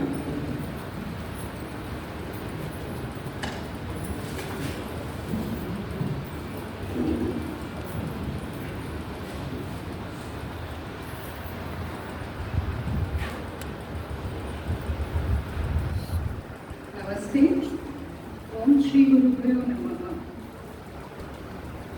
My heartfelt naman to all the esteemed members on the dais and all the gurus present in this august gathering. It is my honor to have an opportunity to share my thoughts with you, with the most powerful creators that I call creators of the future. Honorable academicians like you. The Sri Vidyaranya Group of Institutions is doing human service in the field of education by providing a holistic approach to education, drawing from our ancient knowledge, which cannot be found anywhere else in the world except in our Bharat Desha and in our Sanatana civilization. When our Purivakulu wrote in our Shastras, Guru Devo Bhava, Acharya Devo Bhava, they meant something that was beyond Shikshak Devo Bhava. And that is the essence of what I want to share with you today. That I wish and pray that all of you at some point of time are going beyond the role of a Shiksha and are becoming gurus to our future generation. I would like to draw on the difference between a guru and a Shiksha for you from my own very personal experience. I have the privilege of having been educated in some of the best institutions across the world, but they were all my teachers. I only have one guru, and that guru is my father. Now, to tell you what is the difference between all those people who taught me maths, science, social studies, and a guru like my father, when I was at a very young age, at about I think 8 or 10 years, ఒకరోజు almost 2 o'clock రాత్రి వరకు current లేకుంటే, and my father called me, I'm still a very young child, and he said, phone చేయి. నేను అడిగినా ఎవరికి phone చేయాలి? So he says that electricity department వాళ్ళకి ఫోన్ చేయి. I was like, how do I call him? Directory తీసుకురా. భయపడుతుంది నేను నాన్న దగ్గర బాగా, బట్ స్టిల్ ఇట్లా భయపడుతుపోయి డైరెక్టరీ పట్టుకొని వచ్చాను. He says, choose number 2. I had never ever used a directory in my life. And now, భయపడుకుంటూ నేను కూర్చొని కొట్టి పేజెస్ తిప్పుతున్నాను, కానీ నాకు తెలియదు నంబర్స్ ఎట్లా చూడాలి. So, after some time he realized, of course he knows that I don't know how to see, but he waited for me to struggle. And then he said, where are you looking? I said, I'm looking for electricity E. He said, no, go to those, I think blue pages లో government numbers ఉంటుండే ఆ కాలంలో. Yeah, blue pages. So he said, అక్కడికి వెళ్ళి చూడు. అది చూశాను, చూసి దాంట్లో ఆ కాలంలో సమైక్యంగా at that time I still remember the CMD of APDPCL, and his name was one Mr. Gandhi. And at that time you would have the office number and you would also have the residence number written against their names. 2 o'clock రాత్రి నేను గాంధీ గారికి phone చేసి I said, ఏం మాట్లాడతావు? What do I tell him? So he says, tell him that when we are not sleeping, how are you sleeping? So I called and I said, can I speak with Mr. Gandhi? And the gentleman came online and I repeated like a parrot, sir, when we are not sleeping, how are you sleeping? We don't have electricity in our house. That's the first time that I think my father taught me the lesson of accountability. Right? Next day morning అయిపోయింది, రాత్రి పోయింది, పడుకున్నాము, పొద్దున పగలు లేచి అడుగుతున్నాను. He asked me that, did you follow up? I said, follow up with whom? So, did you follow up with Mr. Gandhi? Did you thank him? I said, no. So I had to do that again. Second incident చెప్తాను. ఇంకా చిన్నగున్నప్పుడు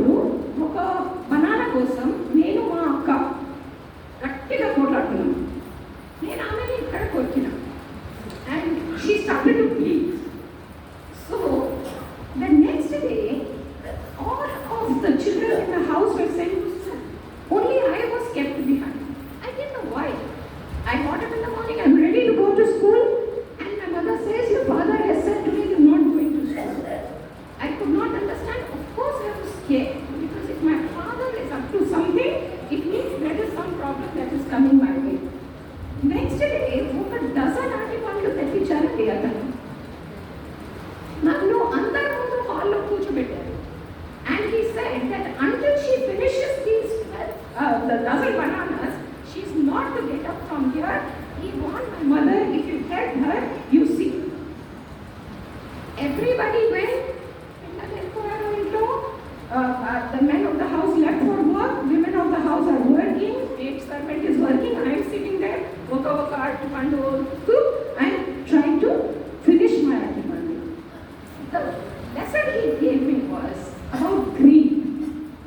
That can you be so greedy that for one banana you can cause so much harm to somebody? So can I be greedy after that punishment of eating dozen bananas? Of course I will not be. Third lesson he taught me was as a woman, when I grew up and college consumed by my sister కింద నాకు we both had one kinetic Honda మా మధ్య ఒక రోజు ఆఫీస్కి వెళ్ళాలని ఒక kinetic Honda తీసుకొని వెళ్ళాడు తను వచ్చాక he was very quiet and అన్నం తినలేదు తను ఆ రాత్రి and చాలా విచిత్రంగా he asked my mother that night that give me a pillow and a bed sheet and sleep on the floor. మేమందరం భయపడుతున్నాము. Everybody is asking everybody, did you do something, did you, and we are like, no, I didn't do. And my mother is also very pissed that what happened. తను పడుకుంటారు, ఎవరితో ఏం మాట్లాడరు. Next day morning లేచి, you know what he says, that when I took the bike to the office after coming back, by chance dicky తీసి చూస్తే దాంట్లో 11 rupees దొరికినాయి. So you people as children, meeku anta viluvu kuda ledu about how 1 rupee is earned. I have failed in my duty as a parent. So self-penance, he punished himself and he slept on the floor. ఆ టైంలో మీకు నిజంగా చెప్పాలంటే we would think అబ్బా ఈ నాటకాలు ఏంటి, why does our father do so much of melodrama on everything? But that was a learning on responsibility. Okay, one final story I will tell you, because I think you're all so learned that I'm just nobody to say anything more than what you already know. My very important story, same kinetic Honda, college ki తీసుకో అంటే return వచ్చేటప్పటికి ఆ కాలంలో there used to be a lot of road rage against women. Women were so popular on the road driving and constantly ఒకటి అబ్బాయిలు చేసుకుంటూ పోవడం అవన్నీ బాగా నడుస్తుండే. Once when I was reaching home, somebody came into my bike and went away, auto fell. నేను balance lose అవుతాను and my bike falls on another bike in which there is a family, husband, wife and a child. ఏదో I get off and I come back home. To my bad luck, my father is never at home in the daytime on working days. That day he was at home. So he is like, what happened? I came in and I was very flustered, very angry. He said, hey Miley. I said, it's like a protest inquiry word. So he's asking me, మరి నువ్వు ఏం చేసినావు? I said, నేనేం చేస్తాను, road మీద ఇట్లా అని square అంటే. Do you know now what he does? He says, go after him. I said, where will I search for him on the road? He must have gone somewhere. అంటే ఎంత frustrating ఉంటుంది అంటే ఆ కాలంలో to deal with my father. I was like, where will I go now searching for him? He says, did you take his bike number, auto number? I said, no. So he says, you go. You must have an idea where did he go? Shankar bike వెళ్ళారంటే he says, వెళ్ళు వెతికి ఆయన number తీసుకుంటా. He tells my mother, lock the door, gate until she comes back, don't open the gate. Now me, I am on a road on my bike looking for a random auto fellow.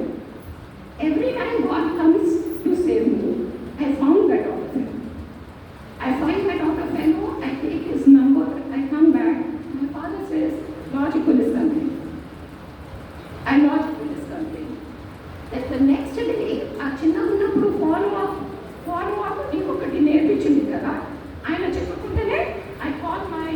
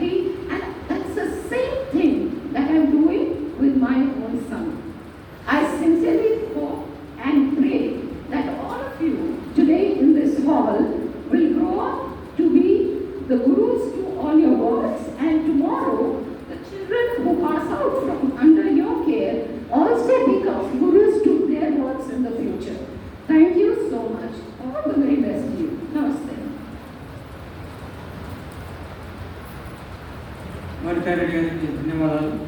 కుమారి ప్రకృతి గుప్త గారిని 2 నిమిషాలు మాత్రం మాట్లాడాల్సిందిగా కోరుతున్నాను.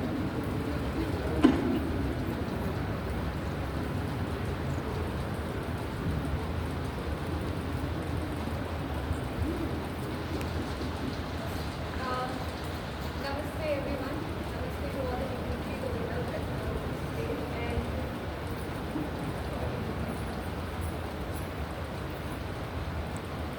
And everyone present over here. I'm Prakriti. I've been working as in my company for the past couple of years. I've been working. I haven't prepared anything to speak. I was not sure if I was given a chance.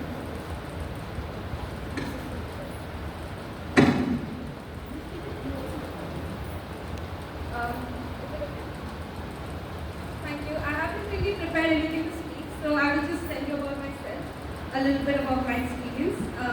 And so, I've been working for the past couple of years. I've been working day and night. And a couple of years back, I got an opportunity to go to a charitable institute in Dharamshala called the La Charitable Trust. And for the first time over there, I was given an opportunity to teach. I was teaching English, I was teaching communication.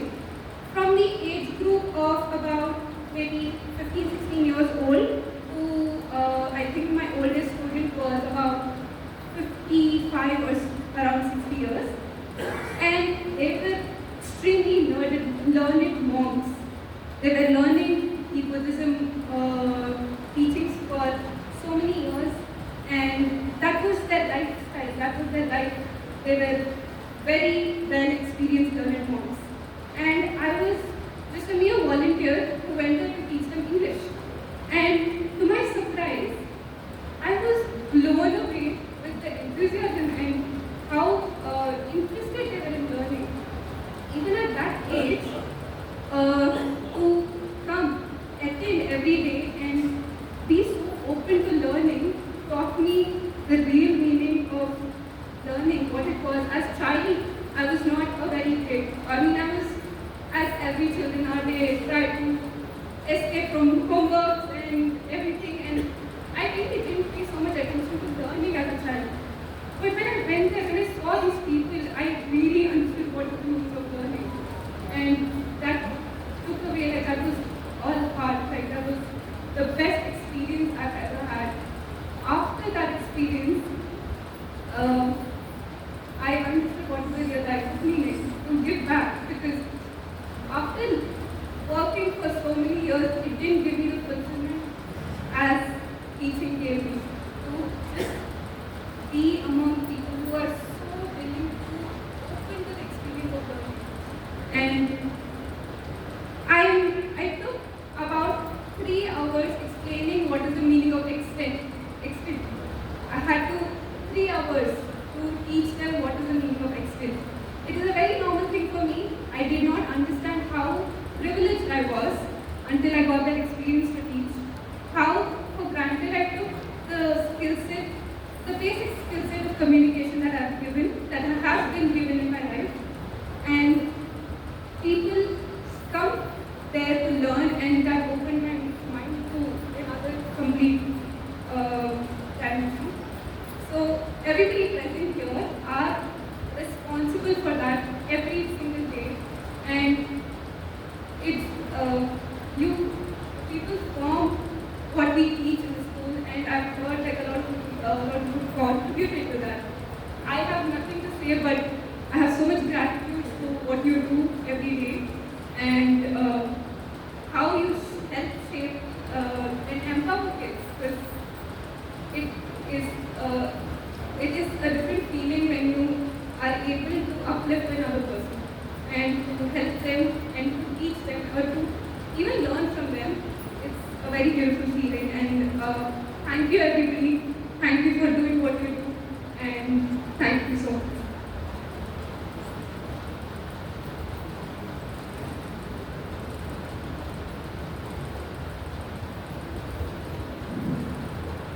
ధన్యవాద సమర్పణ చేయవలసిందిగా ప్రాంత కార్యదర్శి శ్రీ ముక్కాల సుబ్బరామ గారిని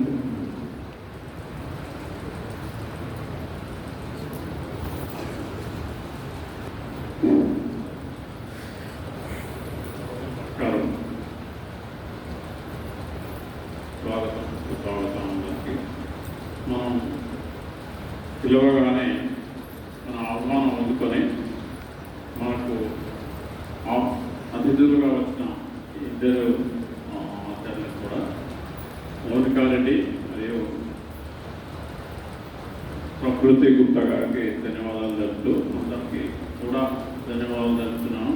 కాకపోతే వాళ్ళిద్దరు ఇప్పుడు కొత్త గెస్టులు కాబట్టి వారికి ధన్యవాదాలు తెలుపుతూ ముగిస్తున్నాను. వక్త సందేశం మన శ్రీ లింగం సుధాకర్ రెడ్డి గారు, క్షేత్ర సంఘటనాకారు.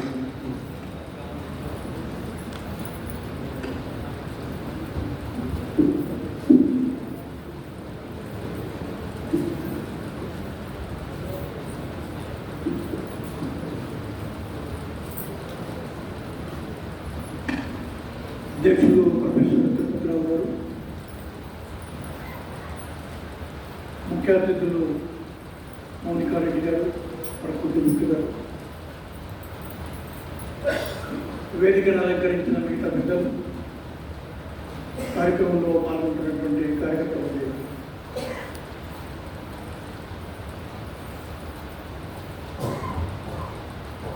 ప్రారంభంలో చెప్పినట్టుగా వర్షారంభ సమావేశాలు అనే పేరుతో ప్రతి సంవత్సర ప్రారంభంలో పాఠశాల ప్రధానాచార్యులతో పాటుగా పాఠశాల కార్యదర్శి, మిగతా ప్రవాసీ కార్యకర్తలు, మిగతా విషయ ప్రముఖులు అందరితో కలిసి ఒక 3 రోజుల పాటు సంవత్సర ప్రారంభంలో కలిసి ఆలోచించుకొని యోజన చేసుకునేటువంటి ఆనవాయితీ ఉంటుంది.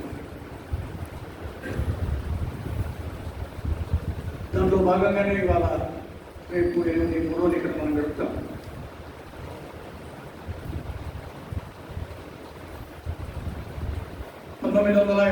లో గోరఖ్పూర్లో మన మొదటి శిశు మందిరం ప్రారంభమైన సమయం నుంచి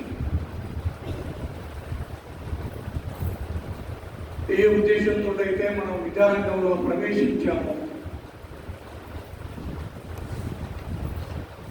స్వతంత్రం వచ్చి దశాబ్దాలు గడుస్తున్నప్పటికీ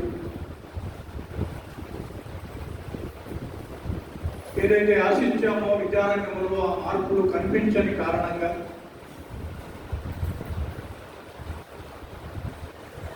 వందల సంవత్సరాలు స్వాతంత్రం వరకు తపస్సు చేశాము. కొన్ని ఆశించిన ఫలితం కనిపించట్లేదు కదా అనేటువంటి ఆలోచనతో 1952లో మొట్టమొదటి పాఠశాల గోరఖ్పూర్లో ప్రారంభమైంది. అనేక సందర్భాలు మనం విన్నాం.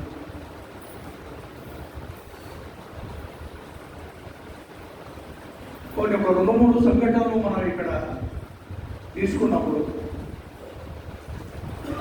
1952లో మన మొదటి పాఠశాల ప్రారంభమైతే 1947లో మనకు స్వాతంత్రం వచ్చింది. దానికంటే ముందు 1925 1925లో ఆర్ఎస్ఎస్ యొక్క ప్రారంభం జరిగింది. ప్రారంభంలో కూడా చెప్పారు, ఆ ఆర్ఎస్ఎస్ ప్రారంభమై 100 సంవత్సరాలు పూర్తిగా వస్తున్నది. 1925 రేపు 2025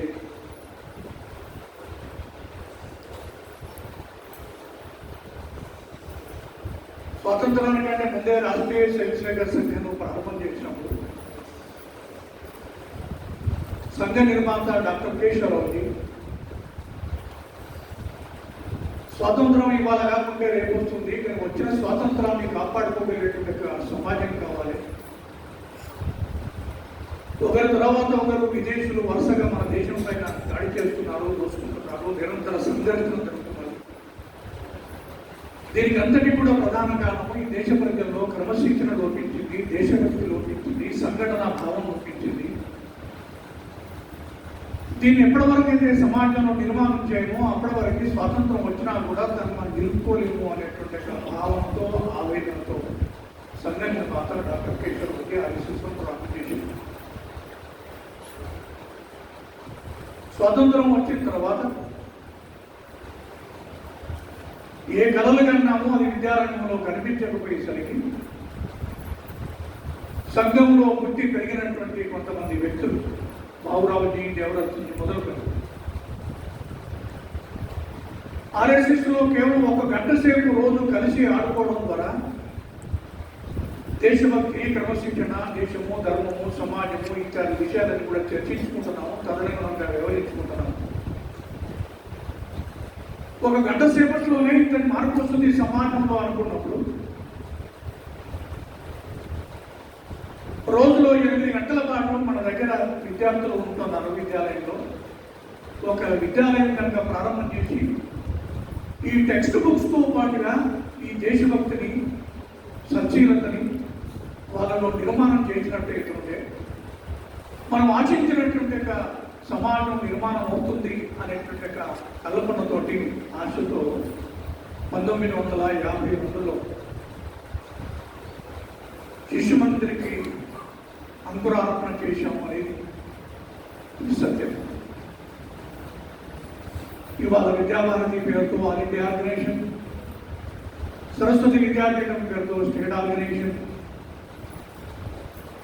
దేశవ్యాప్తంగా 25,000 పాఠశాలలు, అందరికీ విద్య, అందుబాటులో విద్య, నాణ్యమైన విద్య, విలువలతో కూడుకున్న విద్య, ఇవన్నీ కూడా మనం ముందుంచుకొని మనం ముందుకు వెళ్తున్నాం. అయితే ప్రారంభంలో ఏ ఉద్దేశంతో అయితే విద్యారంగంలో మనం ప్రవేశించామో ఇవాళ దేశంలో ఉన్నటువంటి పరిస్థితులు కనుక చూసినట్టయితే అంతకంటే కూడా ప్రమాదకరమైనటువంటి పరిస్థితులు అన్నది, లేదంటే దానికి అవసరం ఇంకా అధికంగా ఉన్నది అనేటువంటిది దేశాన్ని గురించి ఏమాత్రం ఆలోచించినప్పటికీ మనకు కనిపిస్తున్నటువంటి నాకు తెలుస్తుంది. మన లక్ష్యంలో మొదటి 2 వాక్యాల్లో మనం పెట్టుకున్నాం. హిందుత్వ నిష్ఠ, దేశభక్తి అని. బట్ ఈ రెండింటి విషయాన్ని వాళ్ళ దేశం అంతటా కూడా ఆలోచిస్తున్నప్పుడు జరుగుతున్నటువంటి పరిణామాలు. మన ఎన్నికల కంటే ముందు తమిళనాడులో సాక్షాత్ విద్యాశాఖ మంత్రి ఆ రాష్ట్రానికి సంబంధించి సనాతన ధర్మము డెంగ్యూ కంటే కూడా, కరోనా కంటే కూడా చాలా ప్రమాదకరమైనటువంటిది, దీన్ని 1 వేలతో పెకిలించి వేస్తే తప్ప ఈ సమాజానికి ముక్తి మోక్షం లేదు అనే పద్ధతిలో అతను మాట్లాడాడు. విద్యాశాఖ మంత్రి అంటే 100 సంవత్సరాల క్రితము స్వామి వివేకానంద ఈ దేశానికి ఆధారము హిందుత్వము, హిందుత్వమే భారతదేశము, భారతదేశమే హిందుత్వము, హిందుత్వం అంటే సనాతన ధర్మము అని వివేకానంద ఉద్ఘాటించాడు. బట్ అలాంటి హిందుత్వము, సనాతన ధర్మాన్ని 1 వేలతో పెట్టించేయాలని రకరకాల ప్రయత్నాలు ఇవన్నీ కూడా జరుగుతున్నటువంటి విచిత్రం ఏంటంటే అంత ఘాటుగా అతను అక్కడ విమర్శించినప్పటికీ హిందుత్వాన్ని గురించి కొన్ని భారతీయ జీవన మూల్యాలతో పనిచేస్తున్నటువంటి రాజకీయ పక్షాలు నిర్ణయిస్తే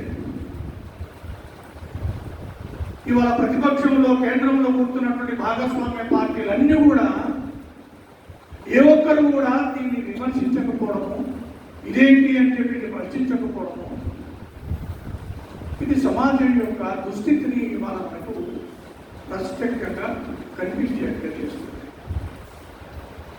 ఇది సరిపోదు అన్నట్టుగా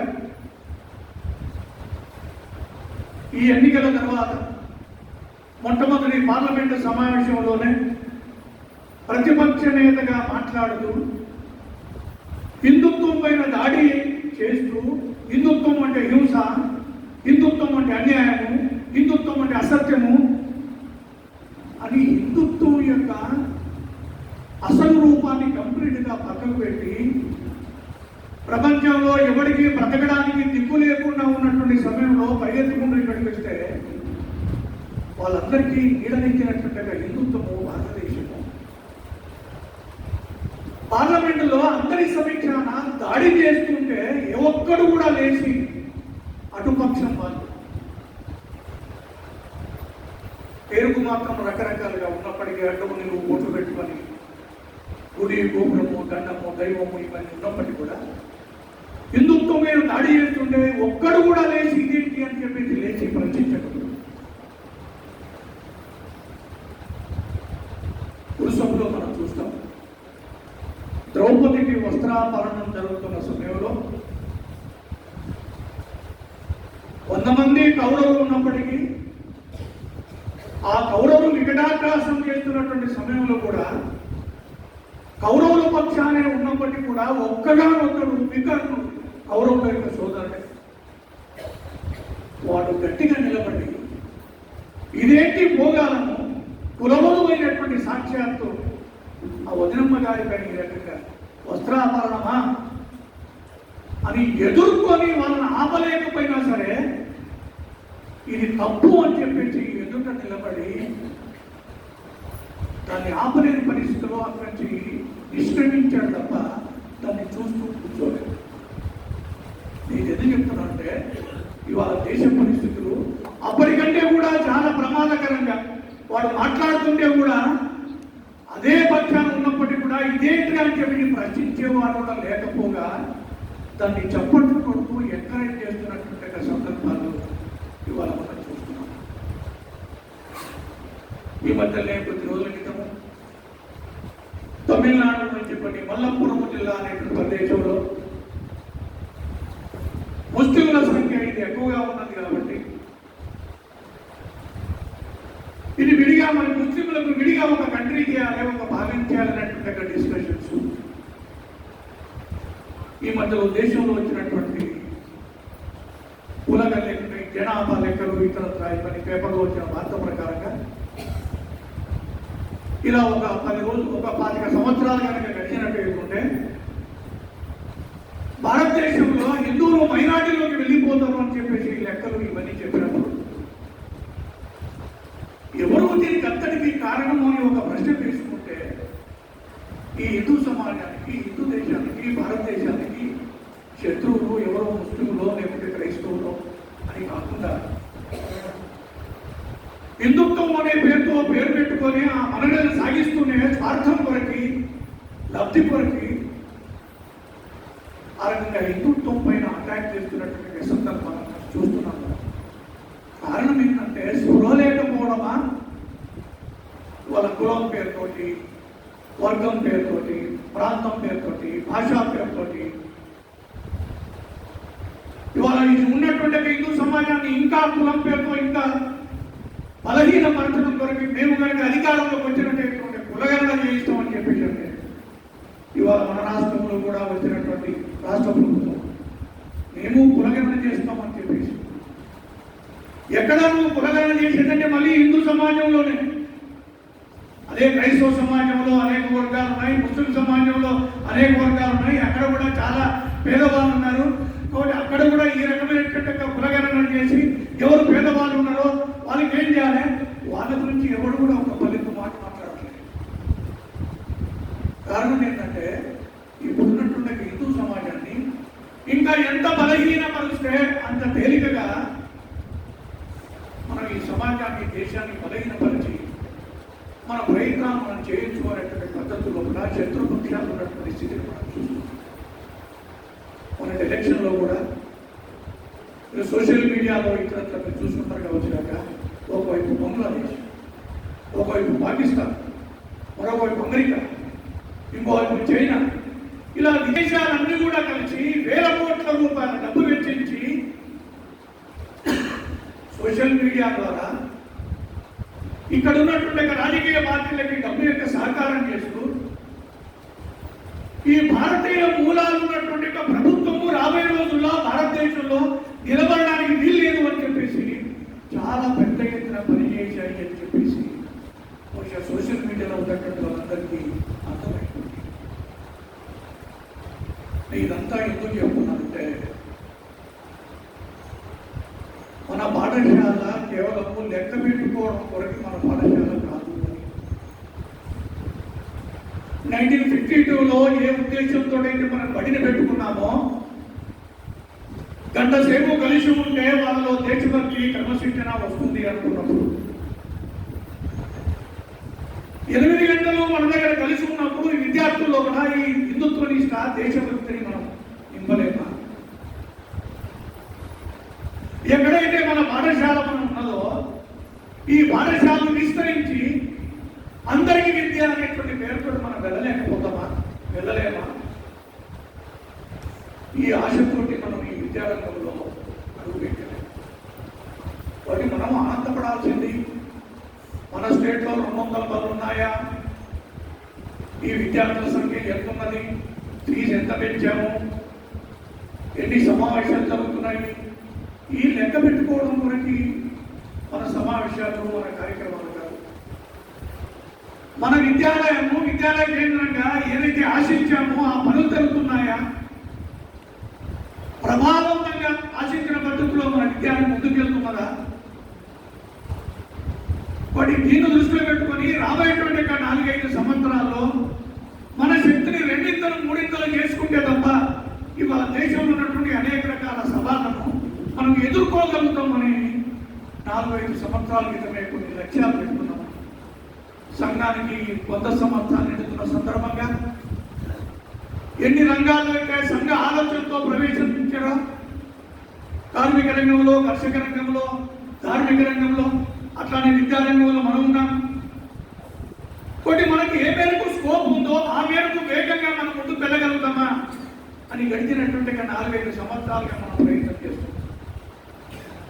అది ఈ 2 రోజుల్లో 3 రోజుల్లో కూర్చొని మనం లెక్కలు వేసుకోవాల్సినటువంటి సమయం ఇది. ఒకటి, అన్ని జిల్లా కేంద్రాల్లో విద్యాలయాలు ఉన్నాయా? ఇది మొదటి ప్రశ్న వేసుకున్నాం. లేకపోతే అక్కడ పెట్టడం. రెండోది, విద్యాలయంలో కేవలం లెక్క పెట్టుకోవడమా విద్యాలయమా? అది ప్రభావితంగా విద్యాలయం నడుస్తున్నదా? దాని కొరకు ఏం చేయగలుగుతున్నాం? ఇది రెండోది, ఆ జిల్లాలో జిల్లా కేంద్రం ఉన్నది, ఎన్ని మండలాలు ఉన్నాయో ఆ మండలాలకు మనం వెళ్ళగలిగాము. విద్యాలయాల సంఖ్య తక్కువ ఉన్నది కాబట్టి మన కాదు సమాజంలో ఏదో ఒక మండల కేంద్రంలో మనం ఉన్నట్టుంటే ఒక చిన్న దీపం వెలిగించిన దాని యొక్క ప్రభావం కొంత దూరం వరకు ఉంటుంది. అలా మండల కేంద్రంలో మన ఆలోచన వెళ్ళగలుగుతుంది. అందుకని శిశువాటిక కావచ్చు కాక, ప్రాథమిక పాఠశాల కావచ్చు కాక, మండల కేంద్రం వరకైనా సరే ఎన్ని మండల కేంద్రాలు మనకు అవకాశం ఉందో అక్కడ వరకు మనం విద్యాలయాన్ని తీసుకోగలుగుతామా? అది 2వ భాగంగా మనం పెడతాం. 3వది, అందరికీ విద్య అనుకున్నప్పుడు వనవాసి రంగం ఉన్నది మన ప్రాంతంలో. అది ఏటూరు నాగారం కావచ్చు, ములుగు కావచ్చు, భద్రాచలం కావచ్చు, ఆదిలాబాద్ కావచ్చు. ఒకటి వనవాస రంగంలో ప్రభుత్వ భవనాలు, ప్రభుత్వ టీచర్లు ఉన్నారు. అక్కడ ఏకోపాధ్యాయ పాఠశాల పేరుతోటి మనం ఏ మేరకు ముందుకు వెళ్ళగలుగుతామని ఆ జిల్లా సమితికి సంబంధించినటువంటి కార్యకర్తలు కూర్చొని మనం ప్లాన్ చేశామా? ఎన్ని విద్యాలయాలు పెట్టాము? ఎట్లా ముందుకు వెళ్ళగలిగాము? అది మనం సమీక్షించుకోవాల్సిన అవసరం. అట్లనే ఎక్కడైతే మన పడుతుందో జిల్లా కేంద్రము, తాలూకా కేంద్రం, మండల కేంద్రం, ఆ నగరాల్లో గ్రామాల నుంచి పని చేసుకోవడం కూలీనాలి వచ్చారు. వాళ్ళు ఎక్కడో స్లమ్ ఏరియాలో ఇంత టెంట్ వేసుకొని గుడిసె వేసుకొని బతుకుతున్నారు. వాళ్ళ పొట్టకోడి కొరికి ఏదో కూలి చేసుకోవడం కాదు, వాళ్ళ పిల్లలకి చదువు సంస్కారం ఎట్లా? కొన్ని అక్కడికి మీద విదేశీ శక్తుల నుంచి మత మార్పిడి చేయడము, విద్యా వైద్యము వాళ్ళకి అందిస్తున్నారు. కొన్ని వాళ్ళేదో చేస్తున్నారని మనం గగ్గోలు పెట్టకుండా మనకు సోషల్ కార్పొరేట్ రెస్పాన్సిబిలిటీ లేదా? మనం కూడా వెళ్ళి ఇక్కడ విద్యాలయం జిల్లా కేంద్రంలో, మండల కేంద్రంలో మన స్లమ్ ఏరియాకి వెళ్ళి కనీసము ఒక సంస్కార కేంద్రము, 1 అనేది పాత మాట, కనీసం ఒక 5 సంస్కార కేంద్రాలు, 6 సంస్కార కేంద్రాలు మనం నిర్వహించగలుగుతామా? తద్వారా ఆ బస్తీలో దేశభక్తి, హిందుత్వ వాతావరణము, విదేశీ ముష్కరులైతే అక్కడ స్థానం లేకుండా ఉండడం వరకు మనం స్థానం కలిగించగలుగుతాం అనేది అదొక బాధ. కాబట్టి విద్యాలయాలు ఎన్ని నడుస్తున్నాయో ఒక్కొక్క విద్యాలయము కనీసం 1 సంస్కార కేంద్రమా, 1 కంటే ఎక్కువ ఎక్కడ అవకాశం ఉంది, ఎన్ని చోట్లకు వెళ్ళగలుగుతాము, వెళ్ళడం లెక్క పెట్టుకోవడం కొరకు కాదు. ఇవాళ దేశంలో పరిస్థితులను దృష్టిలో పెట్టుకొని అలా ప్రభావవంతంగా నడపడం కొరకు అనేది మరొక ప్రశ్న. మరొకటి, విద్యాలయం ఉన్నది నగరంలో 50 ఉన్నది, 150 ఎప్పుడు చేస్తారు, 150 ఉన్నది, 300 సంఖ్య ఎప్పుడు చేస్తారు? ఈ సంఖ్య మాత్రమే కాదు, ఆ విద్యాలయం మండల కేంద్రంలో ఉన్నది, జిల్లా కేంద్రంలో ఉన్నది. ఆ జిల్లా కేంద్రంలో మండల కేంద్రంలో ఎన్ని వీధులు ఉన్నాయి, ఎన్ని వీధుల నుంచి మన పాఠశాలకి విద్యార్థులు వస్తున్నారు. వాటి ఇంకా వీధుల సంఖ్యను మనం పెంచుకోగలుగుతామా? మన దగ్గర సంఖ్య బాగా ఉన్నది, ఇప్పటికే తరగతి గదులు సరిపోతలేవు. దాని కొరకు కాదు, మనం ఎక్కడికి వెళ్ళాల్సిన అవసరం లే, మన చుట్టుప్రక్కల వాళ్ళ సంఖ్యనే మనకు సరిపోతున్నది. సంఖ్య కొరకు మనం పడి నడపట్లే. ఎన్ని ఎక్కువ వీధుల్లో మనం ప్రవేశించగలిగితే ఈ సుగంధము అక్కడ మనం ప్రవేశపెట్టడానికి అవకాశం ఉంటుంది. దేశభక్తి, కార్మిక చింతన అనేది అందుకని ఎన్ని ఎక్కువ వీధుల నుంచి మనకు వస్తున్నారు. అంతేకాదు మన బీహార్ ఎలక్షన్ల కంటే ముందు పెద్ద ఎత్తున ర్యాలీ నిర్వహించేస్తూ బ్రాహ్మణం బనియా దేశ్ చోడో భారత్ చోడో అంటే ఓ బ్రాహ్మణులారా, వైశ్యులారా దేశం వదిలిపెట్టండి, మేము ముస్లింలము, దళితులము, మేమంతా కూడా ఒకటి అని చెప్పి పెద్ద ఎత్తున ఎవరికి బ్రాహ్మణులు, ఎవరి వైశ్యులు, ఎవరి దళితులు, అట్లాగా కులం పేరుతోటి నేను హిందువు, నా పరంపర ఇది, నా దేశం ఇది అనే విషయం మరిచిపోవడం కొరకు రకరకాల సంఘాల పేరుతో, కుల సంఘం పేరుతో బీజాలు, విష బీజాలు అక్కడ నాడుతున్నారు. అందుకని ఎన్ని ఎక్కువ కులాలలోకి మనం వెళ్ళి ఆ విద్యార్థులు కనుక మన దగ్గరకు వస్తే, ఆ పేరెంట్స్ మన సంపర్కంలో ఉంటే ఈ అమృతాన్ని వాళ్ళకి అందించగలుగుతాం కదా అనేటువంటి లక్ష్యాలు కూడా మనం పెట్టుకుంటాం. మరొక విషయం చెప్పి నేను పూర్తి చేస్తాను. విషయం పెద్దది, సమయం తక్కువది కాబట్టి నేను పూర్తి చేస్తాను.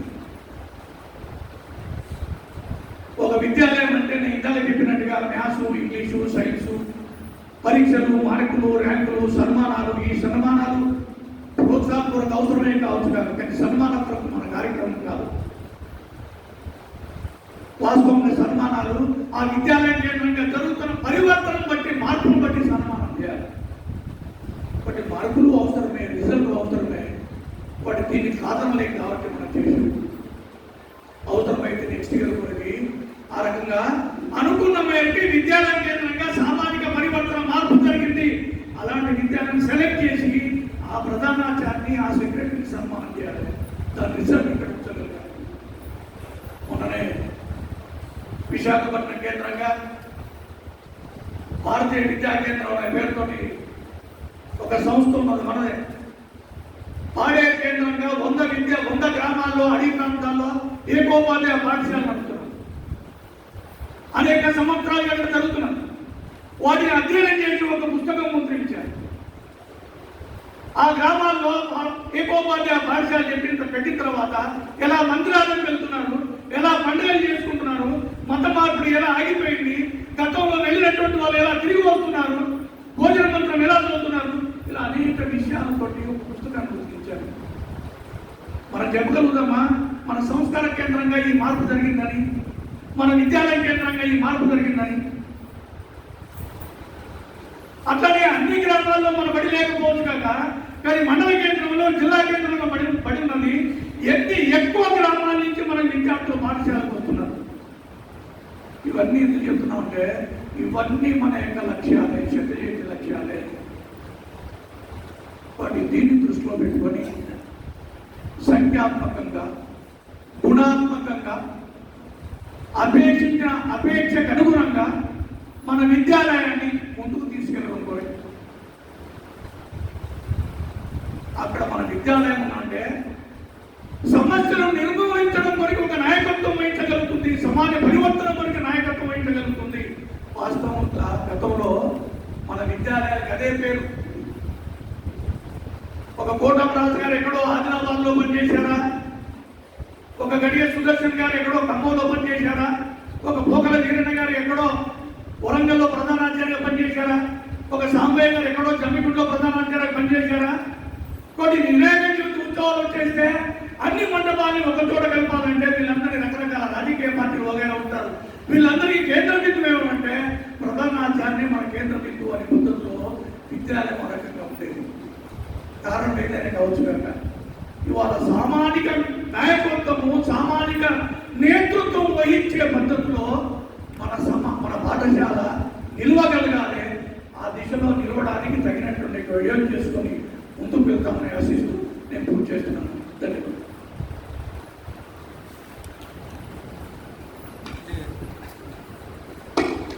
2 సూచనలు. ఒకటి, ఇందాక ప్రధానాచార్య సన్మానం చేస్తున్న వారికి ఒకసారి వచ్చి నన్ను కలిసి వెళ్ళాలి కార్యక్రమం తర్వాత. తదుపరి సమావేశము ఇక్కడే ఉంటుంది 12 గంటలకు. పేనీటి విరామం తర్వాత 5 నిమిషాల ముందుగా అందరూ కూడా ఇక్కడ సంపద చేయవలసిందిగా కోరుతున్నాం.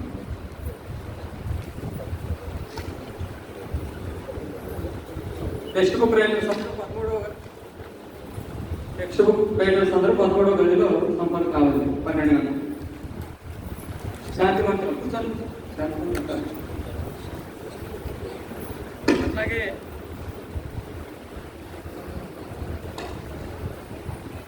శుల్కం చెల్లించిన వారు వెంటనే శుల్కం చెల్లించండి. సావధాన్. సర్వే భవంతు సుఖినః.